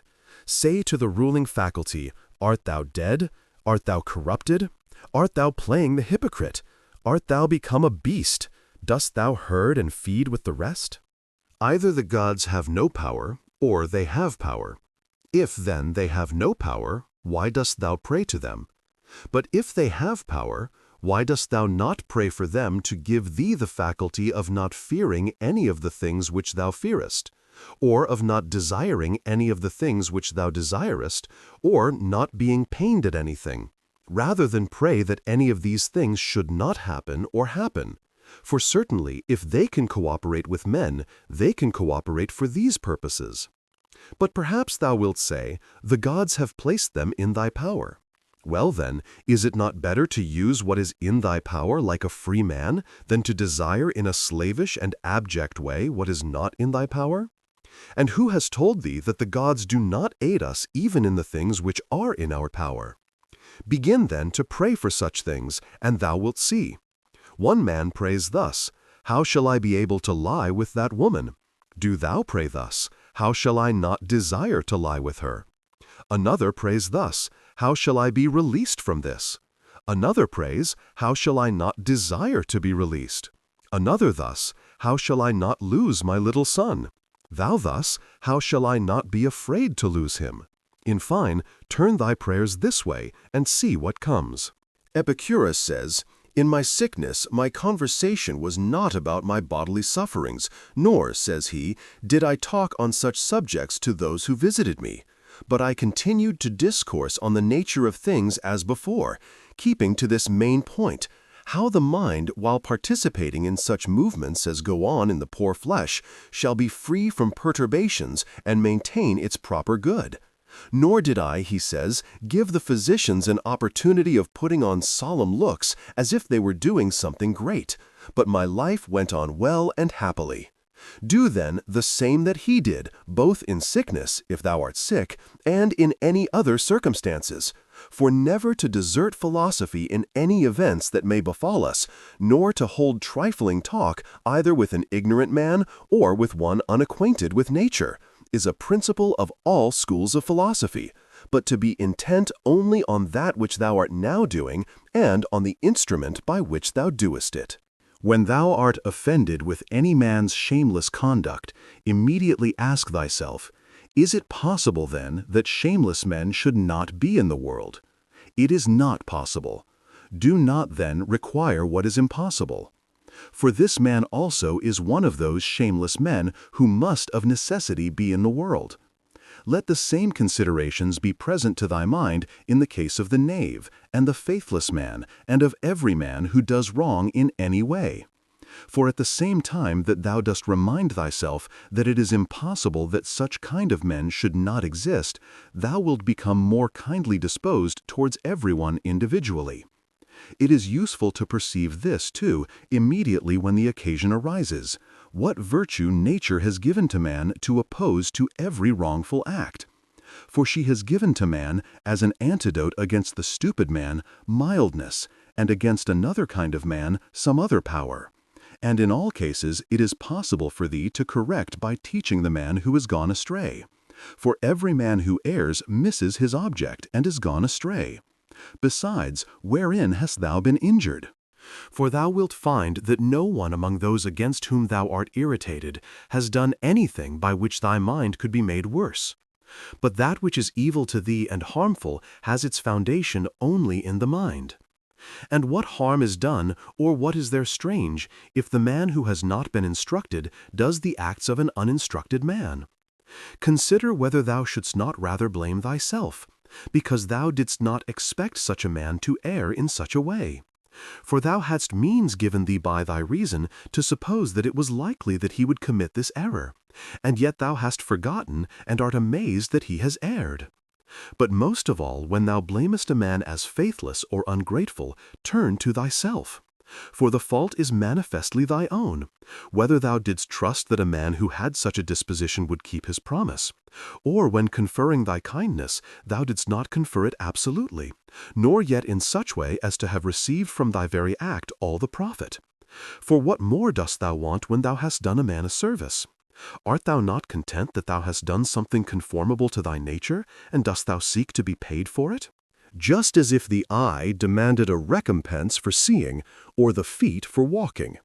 For, as these members are formed for a particular purpose, and by working according to their several constitutions obtain what is their own, so also, as man is formed by nature to acts of benevolence, when he has done anything benevolent, or in any other way conducive to the common interest, he has acted conformably to his constitution, and he gets what is his own. Book 10. Wilt thou then, my soul, never be good and simple, and one and naked, more manifest than the body which surrounds thee? Wilt thou never enjoy an affectionate and contented disposition? Wilt thou never be full and without a want of any kind, longing for nothing more, nor desiring anything, either animate or inanimate, for the enjoyment of pleasures? Nor yet desiring time wherein thou shalt have longer enjoyment, or place, or pleasant climate, or society of men with whom thou mayest live in harmony? But wilt thou be satisfied with thy present condition, and pleased with all that is about thee? And wilt thou convince thyself that thou hast everything, and that it comes from the gods? That everything is well for thee, and will be well whatever shall please them, and whatever they shall give for the conservation of the perfect living being, the good and just and beautiful, which generates and holds together all things, and contains and embraces all things which are dissolved for the production of other like things.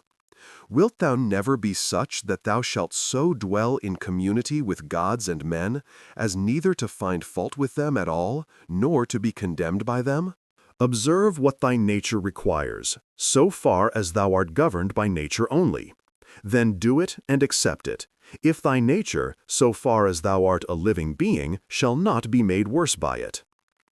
And next, thou must observe what thy nature requires, so far as thou art a living being.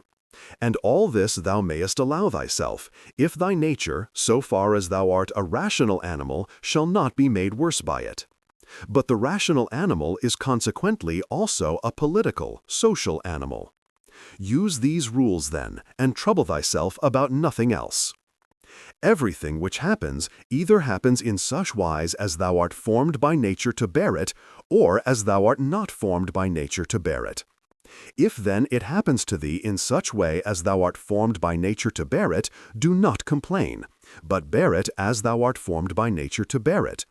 But if it happens in such wise as thou art not formed by nature to bear it, do not complain, for it will perish after it has consumed thee. Remember, however, that thou art formed by nature to bear everything, with respect to which it depends on thy own opinion to make it endurable and tolerable, by thinking that it is either thy interest or thy duty to do this. If a man is mistaken, instruct him kindly and show him his error. But if thou art not able, blame thyself, or blame not even thyself. Whatever may happen to thee, it was prepared for thee from all eternity, and the implication of causes was from eternity spinning the thread of thy being, and of that which is incident to it. Whether the universe is a concourse of atoms, or nature is a system, let this first be established, that I am a part of the whole which is governed by nature. Next, I am in a manner intimately related to the parts which are of the same kind with myself. For remembering this, inasmuch as I am a part, I shall be discontented with none of the things which are assigned to me out of the whole, for nothing is injurious to the part if it is for the advantage of the whole. For the whole contains nothing which is not for its advantage, and all natures indeed have this common principle. But the nature of the universe has this principle besides, that it cannot be compelled even by any external cause to generate anything harmful to itself. By remembering, then, that I am a part of such a whole, I shall be content with everything that happens. And inasmuch as I am in a manner intimately related to the parts which are of the same kind with myself, I shall do nothing unsocial, but I shall rather direct myself to the things which are of the same kind with myself, and I shall turn in my efforts to the common interest, and divert them from the contrary. Now, if these things are done so, life must flow on happily, just as thou mayest observe that the life of a citizen is happy, who continues a course of action which is advantageous to his fellow citizens, and is content with whatever the state may assign to him. The parts of the whole, everything, I mean, which is naturally comprehended in the universe, must of necessity perish. But let this be understood in this sense, that they must undergo change. But if this is naturally both an evil and a necessity for the parts, the whole would not continue to exist in a good condition, the parts being subject to change and constituted so as to perish in various ways. For whether did nature herself design to do evil to the things which are parts of herself, and to make them subject to evil and of necessity fall into evil, or have such results happened without her knowing it? Both these suppositions indeed are incredible. But if a man should even drop the term nature as an efficient power, and should speak of these things as natural, even then it would be ridiculous to affirm at the same time that the parts of the whole are in their nature subject to change, and at the same time to be surprised or vexed as if something were happening contrary to nature, particularly as the dissolution of things is into those things of which each thing is composed. For there is either a dispersion of the elements out of which everything has been compounded, or a change from the solid to the earthy, and from the airy to the aerial, so that these parts are taken back into the universal reason, whether this at certain periods is consumed by fire or renewed by eternal changes. And do not imagine that the solid and the airy parts belong to thee from the time of generation. For all this received its accretion only yesterday and the day before, as one may say, from the food and the air which is inspired.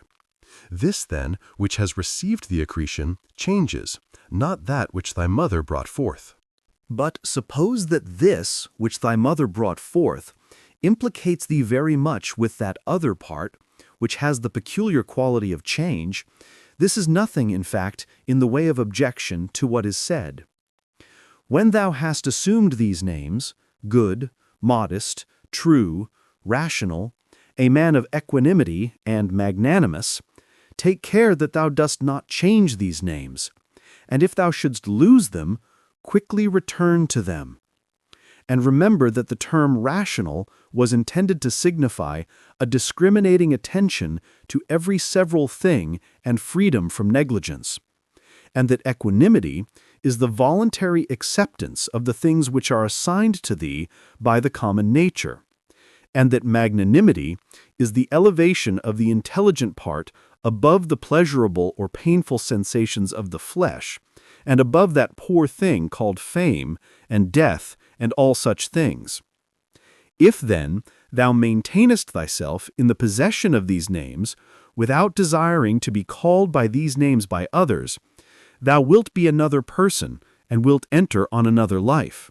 For to continue to be such as thou hast hitherto been, and to be torn in pieces and defiled in such a life, is the character of a very stupid man, and one over-fond of his life, and like those half-devoured fighters with wild beasts, who, though covered with wounds and gore, still entreat to be kept to the following day, though they will be exposed in the same state to the same claws and bites. Therefore fix thyself in the possession of these few names, and if thou art able to abide in them, abide as if thou wast removed to certain islands of the happy. But if thou shalt perceive that thou fallest out of them, and dost not maintain thy hold, go courageously into some nook where thou shalt maintain them, or even depart at once from life, not in passion, but with simplicity and freedom and modesty, after doing this one laudable thing at least in thy life, to have gone out of it thus.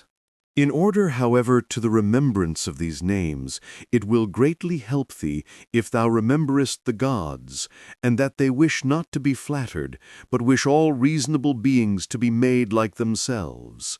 And if thou rememberest that what does the work of a fig tree is a fig tree, and that what does the work of a dog is a dog, and that what does the work of a bee is a bee, and that what does the work of a man is a man. Mimy, war, astonishment, torpor, slavery will daily wipe out those holy principles of thine. How many things without studying nature dost thou imagine, and how many dost thou neglect?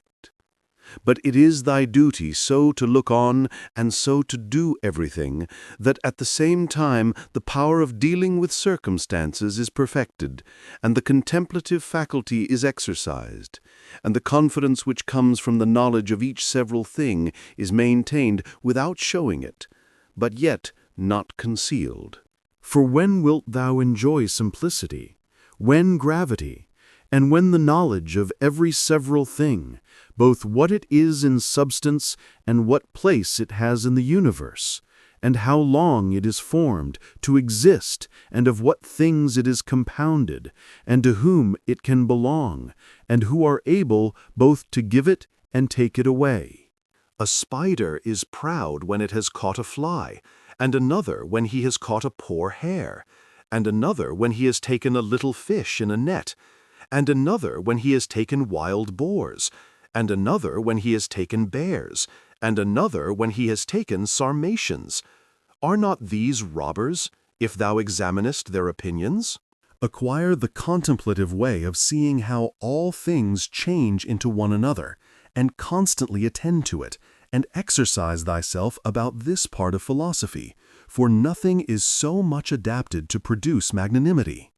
Such a man has put off the body, and as he sees that he must, no one knows how soon, go away from among men and leave everything here, he gives himself up entirely to just doing in all his actions, and in everything else that happens he resigns himself to the universal nature. But as to what any man shall say or think about him or do against him, he never even thinks of it, being himself contented with these two things, with acting justly in what he now does, and being satisfied with what is now assigned to him. And he lays aside all distracting and busy pursuits, and desires nothing else than to accomplish the straight course through the law, and by accomplishing the straight course, to follow God.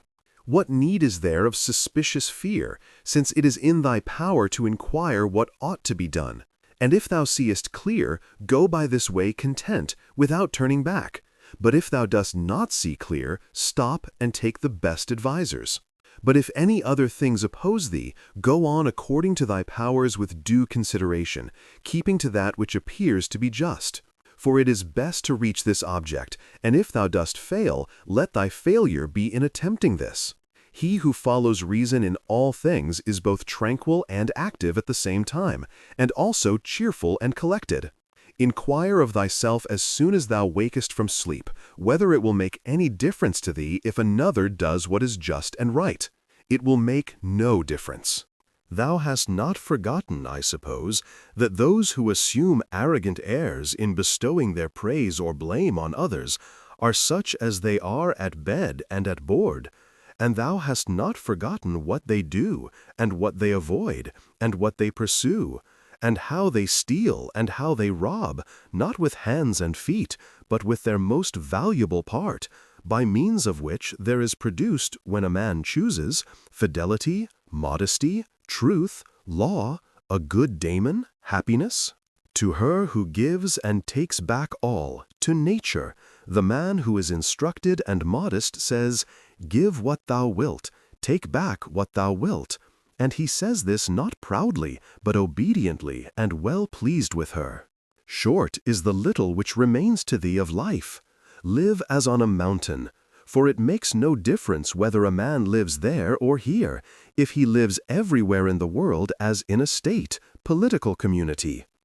Let men see, let them know a real man who lives according to nature. If they cannot endure him, let them kill him, for that is better than to live thus as men do. No longer talk at all about the kind of man that a good man ought to be, but be such. Constantly contemplate the whole of time and the whole of substance, and consider that all individual things as to substance are a grain of a fig, and as to time the turning of a gimlet.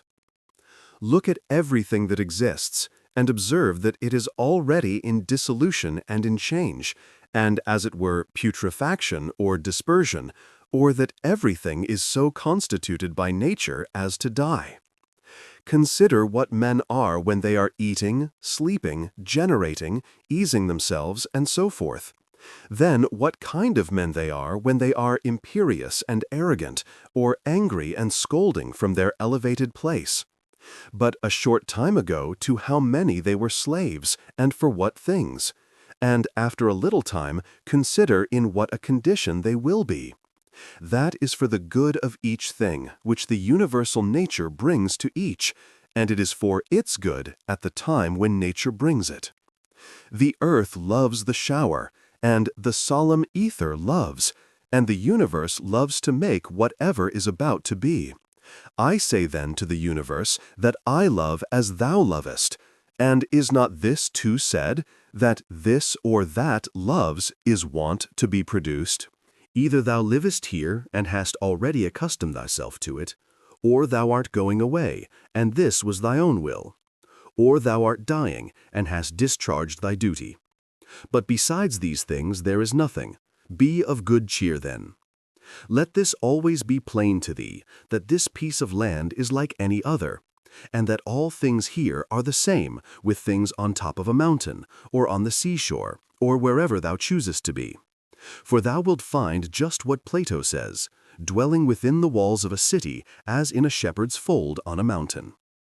What is my ruling faculty now to me? And of what nature am I now making it?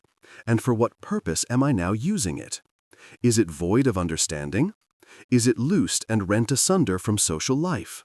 Is it melted into and mixed with the poor flesh, so as to move together with it? He who flies from his master is a runaway, but the law is master, and he who breaks the law is a runaway.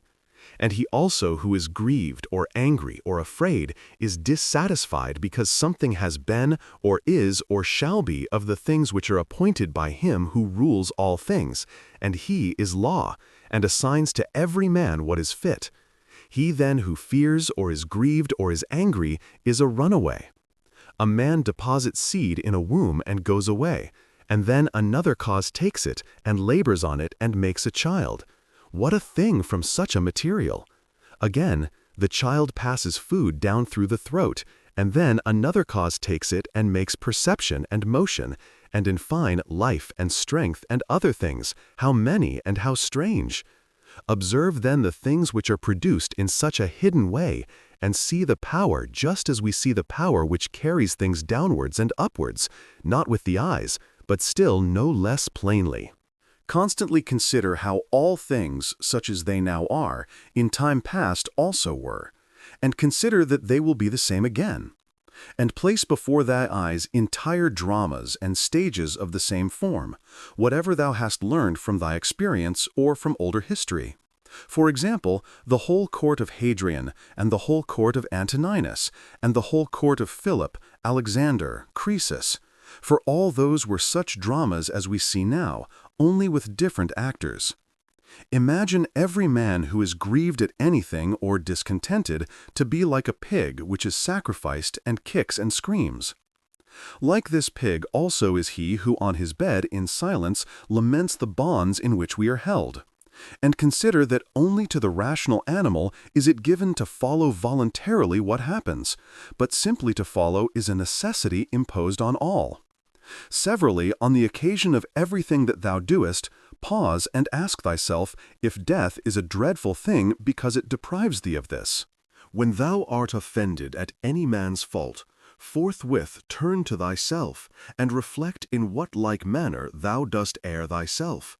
For example, in thinking that money is a good thing, or pleasure, or a bit of reputation, and the like. For by attending to this, thou wilt quickly forget thy anger, if this consideration also is added, that the man is compelled. For what else could he do? Or, if thou art able, take away from him the compulsion. When thou hast seen Satyron the Socratic, think of either Eutychius or Hymen, and when thou hast seen Euphrates, think of Eutychion or Silvanus, and when thou hast seen Alciphron, think of Tropoophorus, and when thou hast seen Xenophon, think of Crito or Severus, and when thou hast looked on thyself, think of any other Caesar, and in the case of every one, do in like manner. Then let this thought be in thy mind. Where then are those men? Nowhere, or nobody knows where. For thus continuously thou wilt look at human things as smoke, and nothing at all, especially if thou reflectest at the same time that what has once changed will never exist again, in the infinite duration of time. But thou, in what a brief space of time is thy existence? And why art thou not content to pass through this short time in an orderly way? What matter and opportunity for thy activity art thou avoiding? For what else are all these things except exercises for the reason, when it has viewed carefully and by examination into their nature the things which happen in life? Persevere then until thou shalt have made these things thy own. As the stomach which is strengthened makes all things its own, as the blazing fire makes flame and brightness out of everything that is thrown into it. Let it not be in any man's power to say truly of thee that thou art not simple, or that thou art not good. But let him be a liar whoever shall think anything of this kind about thee. And this is altogether in thy power. For who is he that shall hinder thee from being good and simple? Do thou only determine to live no longer unless thou shalt be such. For neither does reason allow thee to live, if thou art not such. What is that which, as to this material, our life, can be done or said in the way most conformable to reason? For whatever this may be, it is in thy power to do it or to say it, and do not make excuses that thou art hindered. Thou wilt not cease to lament till thy mind is in such a condition that, what luxury is to those who enjoy pleasure, such shall be to thee, in the matter which is subjected and presented to thee, the doing of the things which are conformable to man's constitution. For a man ought to consider as an enjoyment everything which it is in his power to do according to his own nature, and it is in his power everywhere. Now, it is not given to a cylinder to move everywhere by its own motion, nor yet to water, nor to fire, nor to anything else which is governed by nature or an irrational soul. For the things which check them and stand in the way are many.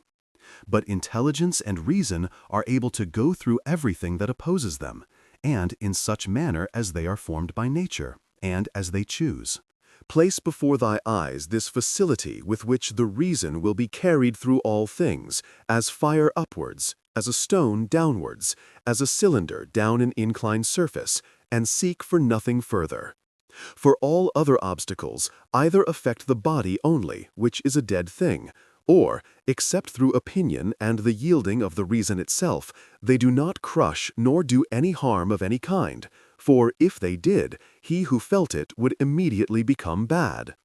Now, in the case of all things which have a certain constitution, whatever harm may happen to any of them, that which is so affected becomes consequently worse. But, in the like case, a man becomes both better, if one may say so, and more worthy of praise by making a right use of these accidents. And finally, remember that nothing harms him who is really a citizen, which does not harm the state, nor yet does anything harm the state, which does not harm law. And of these things which are called misfortunes, not one harms law.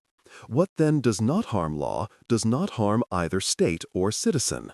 To him who is penetrated by true principles, even the briefest precept is sufficient, and any common precept to remind him that he should be free from grief and fear. For example, leaves, some the wind scatters on the ground, so is the race of men. Leaves also are thy children, and leaves too are they who cry out as if they were worthy of credit and bestow their praise, or on the contrary curse, or secretly blame and sneer. And leaves, in like manner, are those who shall receive and transmit a man's fame to aftertimes. For all such things as these are produced in the season of spring, as the poet says. Then the wind casts them down. Then the forest produces other leaves in their places. But a brief existence is common to all things, and yet thou avoidest and pursuest all things as if they would be eternal. A little time, and thou shalt close thy eyes, and him who has attended thee to thy grave another soon will lament. The healthy eye ought to see all visible things, and not to say, I wish for green things, for this is the condition of a diseased eye. And the healthy hearing and smelling ought to be ready to perceive all that can be heard and smelled. And the healthy stomach ought to be with respect to all food, just as the mill with respect to all things which it is formed to grind. And accordingly, the healthy understanding ought to be prepared for everything which happens. But that which says, Let my dear children live, and let all men praise whatever I may do, is an eye which seeks for green things, or teeth which seek for soft things. There is no man so fortunate that there shall not be by him when he is dying some who are pleased with what is going to happen. Suppose that he was a good and wise man. Will there not be at last someone to say to himself, Let us at last breathe freely, being relieved from this schoolmaster? It is true that he was harsh to none of us, but I perceived that he tacitly condemns us. This is what is said of a good man. But in our own case, how many other things are there for which there are many who wish to get rid of us? Thou wilt consider this then when thou art dying, and thou wilt depart more contentedly by reflecting thus. I am going away from such a life, in which even my associates in behalf of whom I have striven so much, prayed and cared, themselves wish me to depart, hoping perchance to get some little advantage by it. Why then should a man cling to a longer stay here?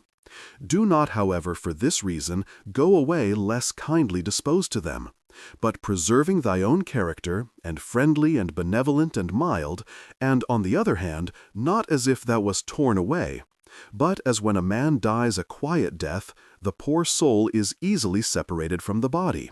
Such also ought thy departure from men to be, for nature united thee to them and associated thee. But does she now dissolve the union? Well, I am separated as from kinsmen, not however dragged resisting, but without compulsion, for this too is one of the things according to nature. Accustom thyself as much as possible on the occasion of anything being done by any person to inquire with thyself, for what object is this man doing this? But begin with thyself and examine thyself first. Remember that this which pulls the strings is the thing which is hidden within. This is the power of persuasion. This is life. This, if one may so say, is man. In contemplating thyself, never include the vessel which surrounds thee and these instruments which are attached about it. For they are like to an axe, differing only in this, that they grow to the body. For indeed there is no more use in these parts without the cause which moves and checks them than in the weaver's shuttle and the writer's pen and the driver's whip. Book 11. These are the properties of the rational soul. It sees itself, analyzes itself, and makes itself such as it chooses. The fruit which it bears itself enjoys. For the fruits of plants, and that in animals which corresponds to fruits, others enjoy.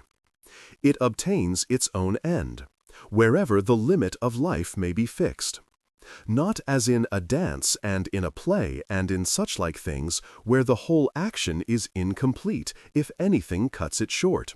But in every part, and wherever it may be stopped, it makes what has been set before it full and complete, so that it can say, I have what is my own.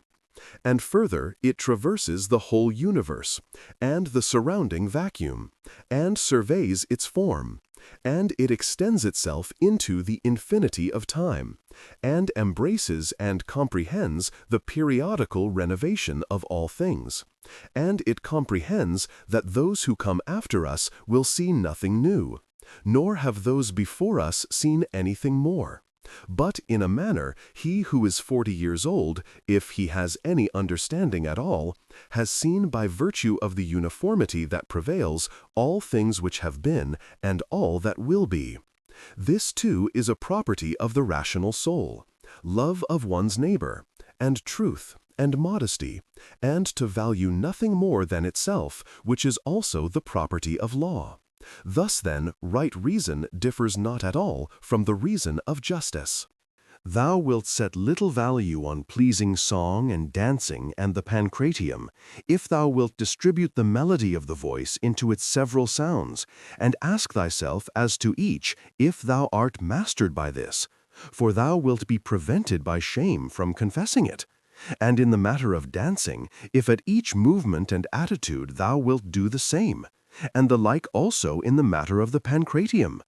In all things then, except virtue and the acts of virtue, remember to apply thyself to their several parts, and by this division to come to value them little, and apply this rule also to thy whole life.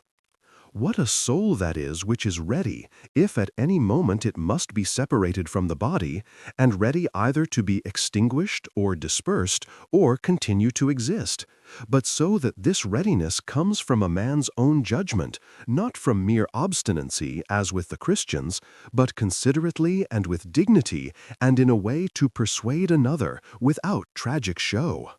Have I done something for the general interest? Well then, I have had my reward. Let this always be present to thy mind, and never stop doing such good. What is thy art? To be good. And how is this accomplished? Well, except by general principles, some about the nature of the universe, and others about the proper constitution of man. At first, tragedies were brought on the stage as means of reminding men of the things which happen to them, and that it is according to nature for things to happen so, and that if you are delighted with what is shown on the stage, you should not be troubled with that which takes place on the larger stage.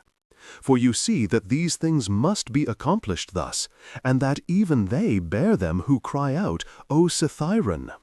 And indeed, some things are said well by the dramatic writers, of which kind is the following especially. Me and my children, if the gods neglect, this has its reason too. And again, we must not chafe and fret at that which happens. And life's harvest reap like the wheat's fruitful ear, and other things of the same kind. After tragedy, the old comedy was introduced, which had a magisterial freedom of speech, and by its very plainness of speaking was useful in reminding men to beware of insolence. And for this purpose, too, Diogenes used to take from these writers. But as to the middle comedy which came next, observe what it was, and again, for what object the new comedy was introduced, which gradually sunk down into a mere mimic artifice. That some good things are said even by these writers, everybody knows. But the whole plan of such poetry and dramaturgy, to what end does it look? How plain does it appear that there is not another condition of life so well suited for philosophizing as this in which thou now happenest to be? A branch cut off from the adjacent branch must of necessity be cut off from the whole tree also. So too a man, when he is separated from another man, has fallen off from the whole social community. Now as to a branch, another cuts it off. But a man by his own act separates himself from his neighbor when he hates him and turns away from him. And he does not know that he has at the same time cut himself off from the whole social system. Yet he has this privilege certainly from Zeus, who framed society. For it is in our power to grow again to that which is near to us, and be to come a part which helps to make up the whole. However, if it often happens, this kind of separation, it makes it difficult for that which detaches itself to be brought to unity and to be restored to its former condition. Finally, the branch, which from the first grew together with the tree and has continued to have one life with it, is not like that which after being cut off is then ingrafted. For this is something like what the gardeners mean when they say that it grows with the rest of the tree, but that it has not the same mind with it. As those who try to stand in thy way when thou art proceeding according to right reason will not be able to turn thee aside from thy proper action, so neither let them drive thee from thy benevolent feelings towards them. But be on thy guard equally in both matters, not only in the matter of steady judgment and action, but also in the matter of gentleness towards those who try to hinder or otherwise trouble thee. For this also is a weakness, to be vexed at them, as well as to be diverted from thy course of action, and to give way through fear. For both are equally deserters from their post, the man who does it through fear, and the man who is alienated from him who is by nature a kinsman and a friend. There is no nature which is inferior to art, for the arts imitate the nature of things. But if this is so, that nature, which is the most perfect and the most comprehensive of all natures, cannot fall short of the skill of art. Now all arts do the inferior things for the sake of the superior. Therefore the universal nature does so too. And, indeed, hence is the origin of justice. And in justice the other virtues have their foundation. For justice will not be observed if we either care for middle things, things indifferent, or are easily deceived and careless and changeable. If the things do not come to thee, the pursuits and avoidances of which disturb thee, still in a manner thou goest to them. Let then thy judgment about them be at rest, and they will remain quiet, and thou wilt not be seen either pursuing or avoiding. The spherical form of the soul maintains its figure when it is neither extended towards any object, nor contracted inwards, nor dispersed, nor sinks down, but is illuminated by light, by which it sees the truth of all things and the truth that is in itself. Suppose any man shall despise me, let him look to that himself. But I will look to this, that I be not discovered doing or saying anything deserving of contempt. Shall any man hate me? Let him look to it. But I will be mild and benevolent towards every man, and ready to show even him his mistake, not reproachfully, nor yet as making a display of my endurance, but nobly and honestly, like the great Phocion, unless indeed he only assumed it. For the interior parts ought to be such, and a man ought to be seen by the gods, neither dissatisfied with anything, nor complaining. For what evil is it to thee, if thou art now doing what is agreeable to thy own nature, and art satisfied with that which at this moment is suitable to the nature of the universe, since thou art a human being placed at thy post, in order that what is for the common advantage may be done in some way? Men despise one another, and flatter one another, and men wish to raise themselves above one another, and crouch before one another. How unsound and insincere is he who says, I have determined to deal with thee in a fair way. What art thou doing, man? There is no occasion to give this notice. It will soon show itself by acts. The voice ought to be plainly written on the forehead. Such as a man's character is, he immediately shows it in his eyes, just as he who is beloved forthwith reads everything in the eyes of lovers. The man who is honest and good ought to be exactly like a man who smells strong, so that the bystander, as soon as he comes near him, must smell whether he choose or not. But the affectation of simplicity is like a crooked stick. Nothing is more disgraceful than a wolfish friendship, false friendship. Avoid this most of all. The good and simple and benevolent show all these things in the eyes, and there is no mistaking. As to living in the best way, this power is in the soul, if it be indifferent to things which are indifferent. And it will be indifferent if it looks on each of these things separately and altogether, and if it remembers that not one of them produces in us an opinion about itself, nor comes to us. But these things remain immovable, and it is we ourselves who produce the judgments about them, and, as we may say, write them in ourselves. It being in our power not to write them, and it being in our power, if perchance these judgments have imperceptibly got admission to our minds, to wipe them out. And if we remember also that such attention will only be for a short time, and then life will be at an end. Besides, what trouble is there at all in doing this? For if these things are according to nature, rejoice in them, and they will be easy to thee. But if contrary to nature, seek what is conformable to thy own nature, and strive towards this, even if it bring no reputation. For every man is allowed to seek his own good. Consider whence each thing is come, and of what it consists, and into what it changes, and what kind of a thing it will be when it has changed, and that it will sustain no harm. If any have offended against thee, consider first, what is my relation to men, and that we are made for one another, and, in another respect, I was made to be set over them, as a ram over the flock, or a bull over the herd. But examine the matter from first principles, from this: if all things are not mere atoms, it is nature which orders all things. If this is so, the inferior things exist for the sake of the superior, and these for the sake of one another. Second, consider what kind of men they are at table, in bed, and so forth, and particularly under what compulsions in respect of opinions they are. And as to their acts, consider with what pride they do what they do. Third, that if men do rightly what they do, we ought not to be displeased.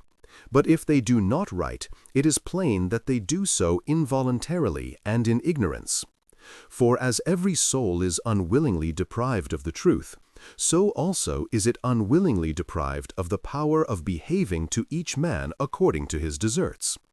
Accordingly, men are pained when they are called unjust, ungrateful, and greedy, and, in a word, wrongdoers to their neighbors. Fourth, consider that thou also doest many things wrong, and that thou art a man like others.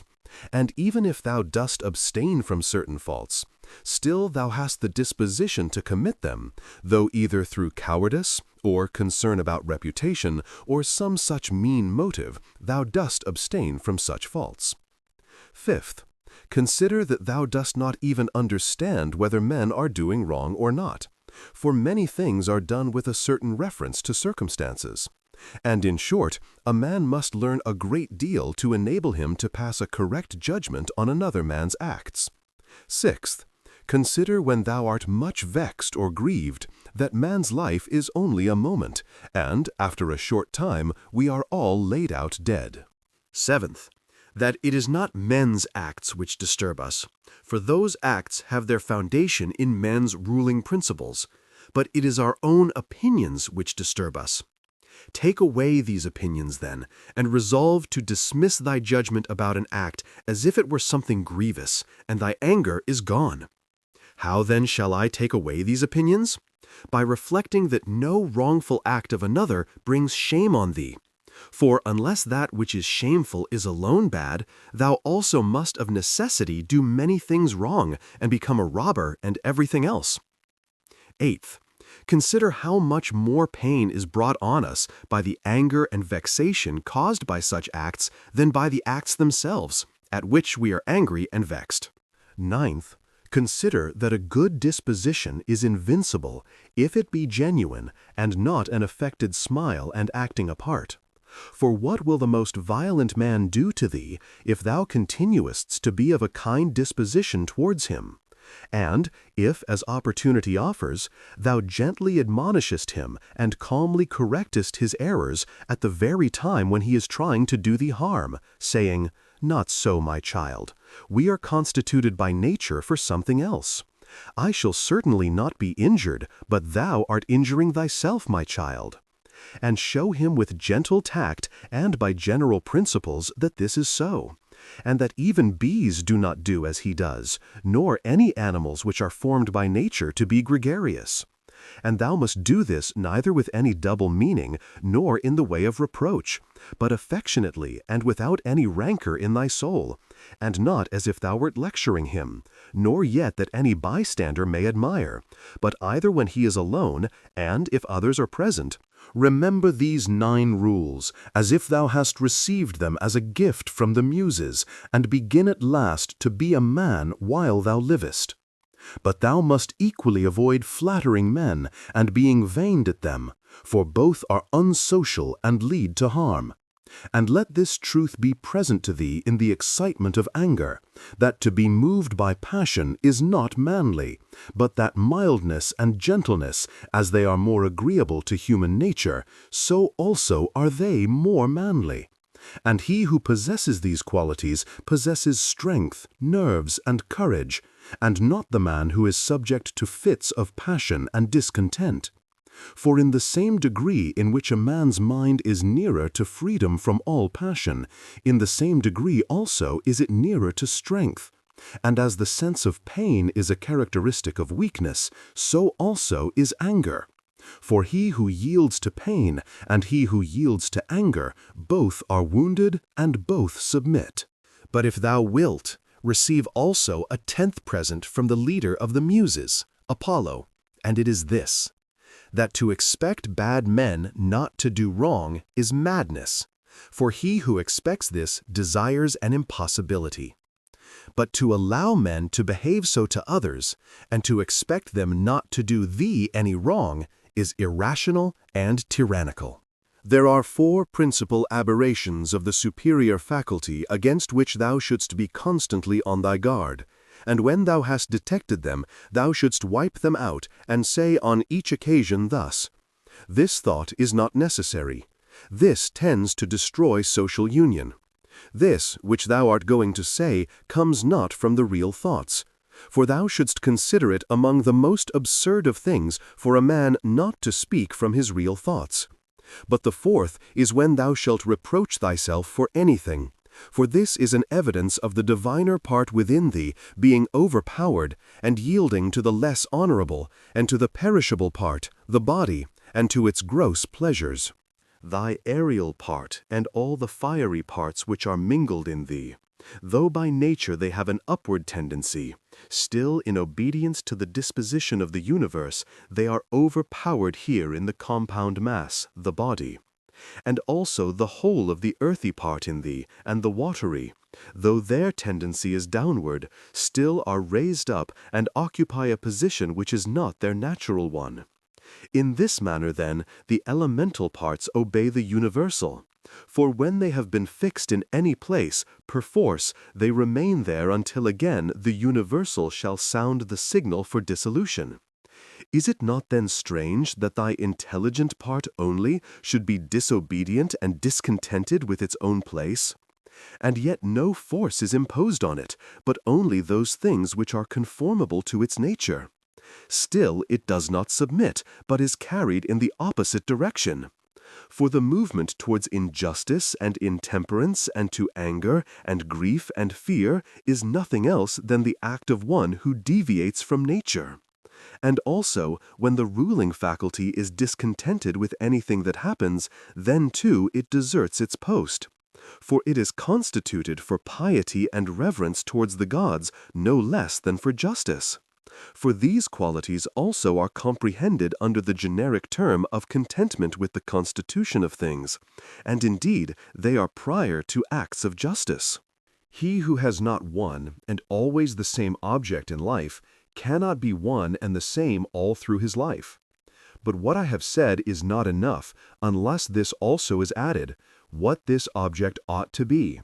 For as there is not the same opinion about all the things which in some way or other are considered by the majority to be good, but only about some certain things, that is, things which concern the common interest, so also ought we to propose to ourselves an object which shall be of a common kind, social and political. For he who directs all his own efforts to this object will make all his acts alike, and thus will always be the same. Think of the country mouse and of the town mouse, and of the alarm and trepidation of the town mouse. Socrates used to call the opinions of the many by the name of lamia, bugbears to frighten children. The Lacedaemonians, at their public spectacles, used to set seats in the shade for strangers, but themselves sat down anywhere. Socrates excused himself to Perdiccas for not going to him, saying, "It is because I would not perish by the worst of all ends, that is, I would not receive a favor and then be unable to return it." In the writings of the Ephesians there was this precept, constantly to think of some one of the men of former times who practiced virtue. The Pythagoreans bid us in the morning look to the heavens, that we may be reminded of those bodies which continually do the same things, and in the same manner perform their work, and also be reminded of their purity and nudity. For there is no veil over a star. Consider what a man Socrates was when he dressed himself in a skin, after Xanthippe had taken his cloak and gone out, and what Socrates said to his friends who were ashamed of him and drew back from him when they saw him dressed thus. Neither in writing nor in reading wilt thou be able to lay down rules for others before thou shalt have first learned to obey rules thyself. Much more is this so in life. A slave thou art, free speech is not for thee.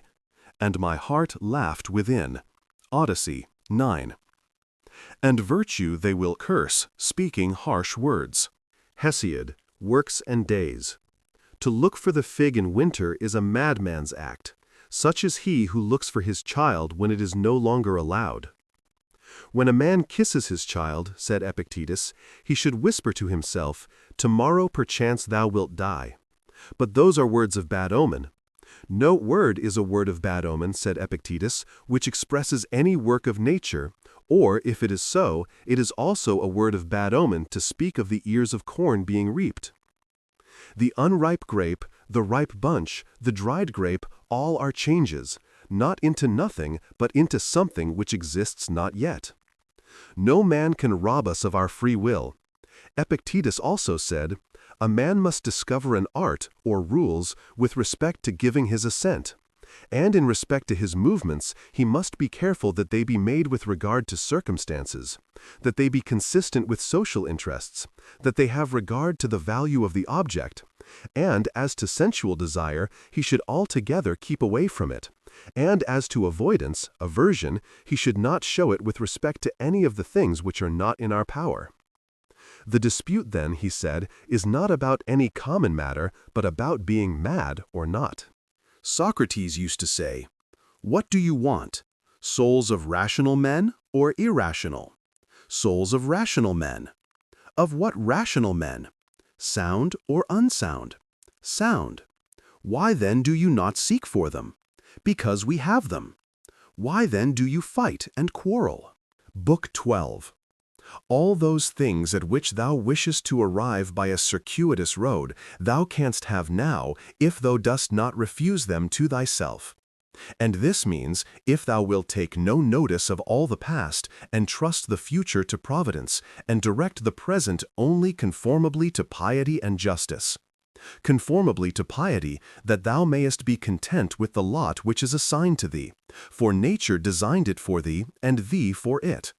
conformably to justice, that thou mayest always speak the truth freely and without disguise, and do the things which are agreeable to law and according to the worth of each. And let neither another man's wickedness hinder thee, nor opinion, nor voice, nor yet the sensations of the poor flesh which has grown about thee. For the passive part will look to this. If then, whatever the time may be when thou shalt be near to thy departure, neglecting everything else, thou shalt respect only thy ruling faculty and the divinity within thee. And if thou shalt be afraid, not because thou must sometime cease to live, but if thou shalt fear never to have begun to live according to nature, then thou wilt be a man worthy of the universe which has produced thee, and thou wilt cease to be a stranger in thy native land, and to wonder at things which happen daily as if they were something unexpected, and to be dependent on this or that. God sees the minds, ruling principles, of all men bared of the material vesture and rind and impurities. For with his intellectual part alone he touches the intelligence only which has flowed and been derived from himself into these bodies.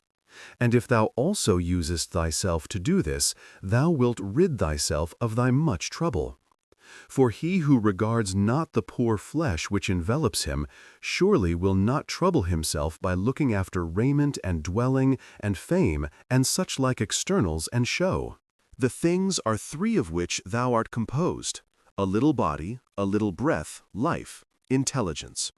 Of these the first two are thine, so far as it is thy duty to take care of them, but the third alone is properly thine. Therefore, if thou shalt separate from thyself, that is, from thy understanding, whatever others do or say, and whatever thou hast done or said thyself, and whatever future things trouble thee because they may happen, and whatever in the body which envelops thee, or in the breath, life, which is by nature associated with the body, is attached to thee independent of thy will, and whatever the external circumfluent vortex whirls round, so that the intellectual power, exempt from the things of fate, can live pure and free by itself, doing what is just, and accepting what happens, and saying the truth. If thou wilt separate, I say, from this ruling faculty the things which are attached to it by the impressions of sense, and the things of time to come, and of time that is past, and wilt make thyself like Empedocles' sphere, all round and in its joyous rest reposing. And if thou shalt strive to live only what is really thy life, that is, the present, then thou wilt be able to pass that portion of life which remains for thee up to the time of thy death, free from perturbations, nobly and obedient to thy own daemon, to the God that is within thee. I have often wondered how it is that every man loves himself more than all the rest of men, but yet sets less value on his own opinion of himself than on the opinion of others.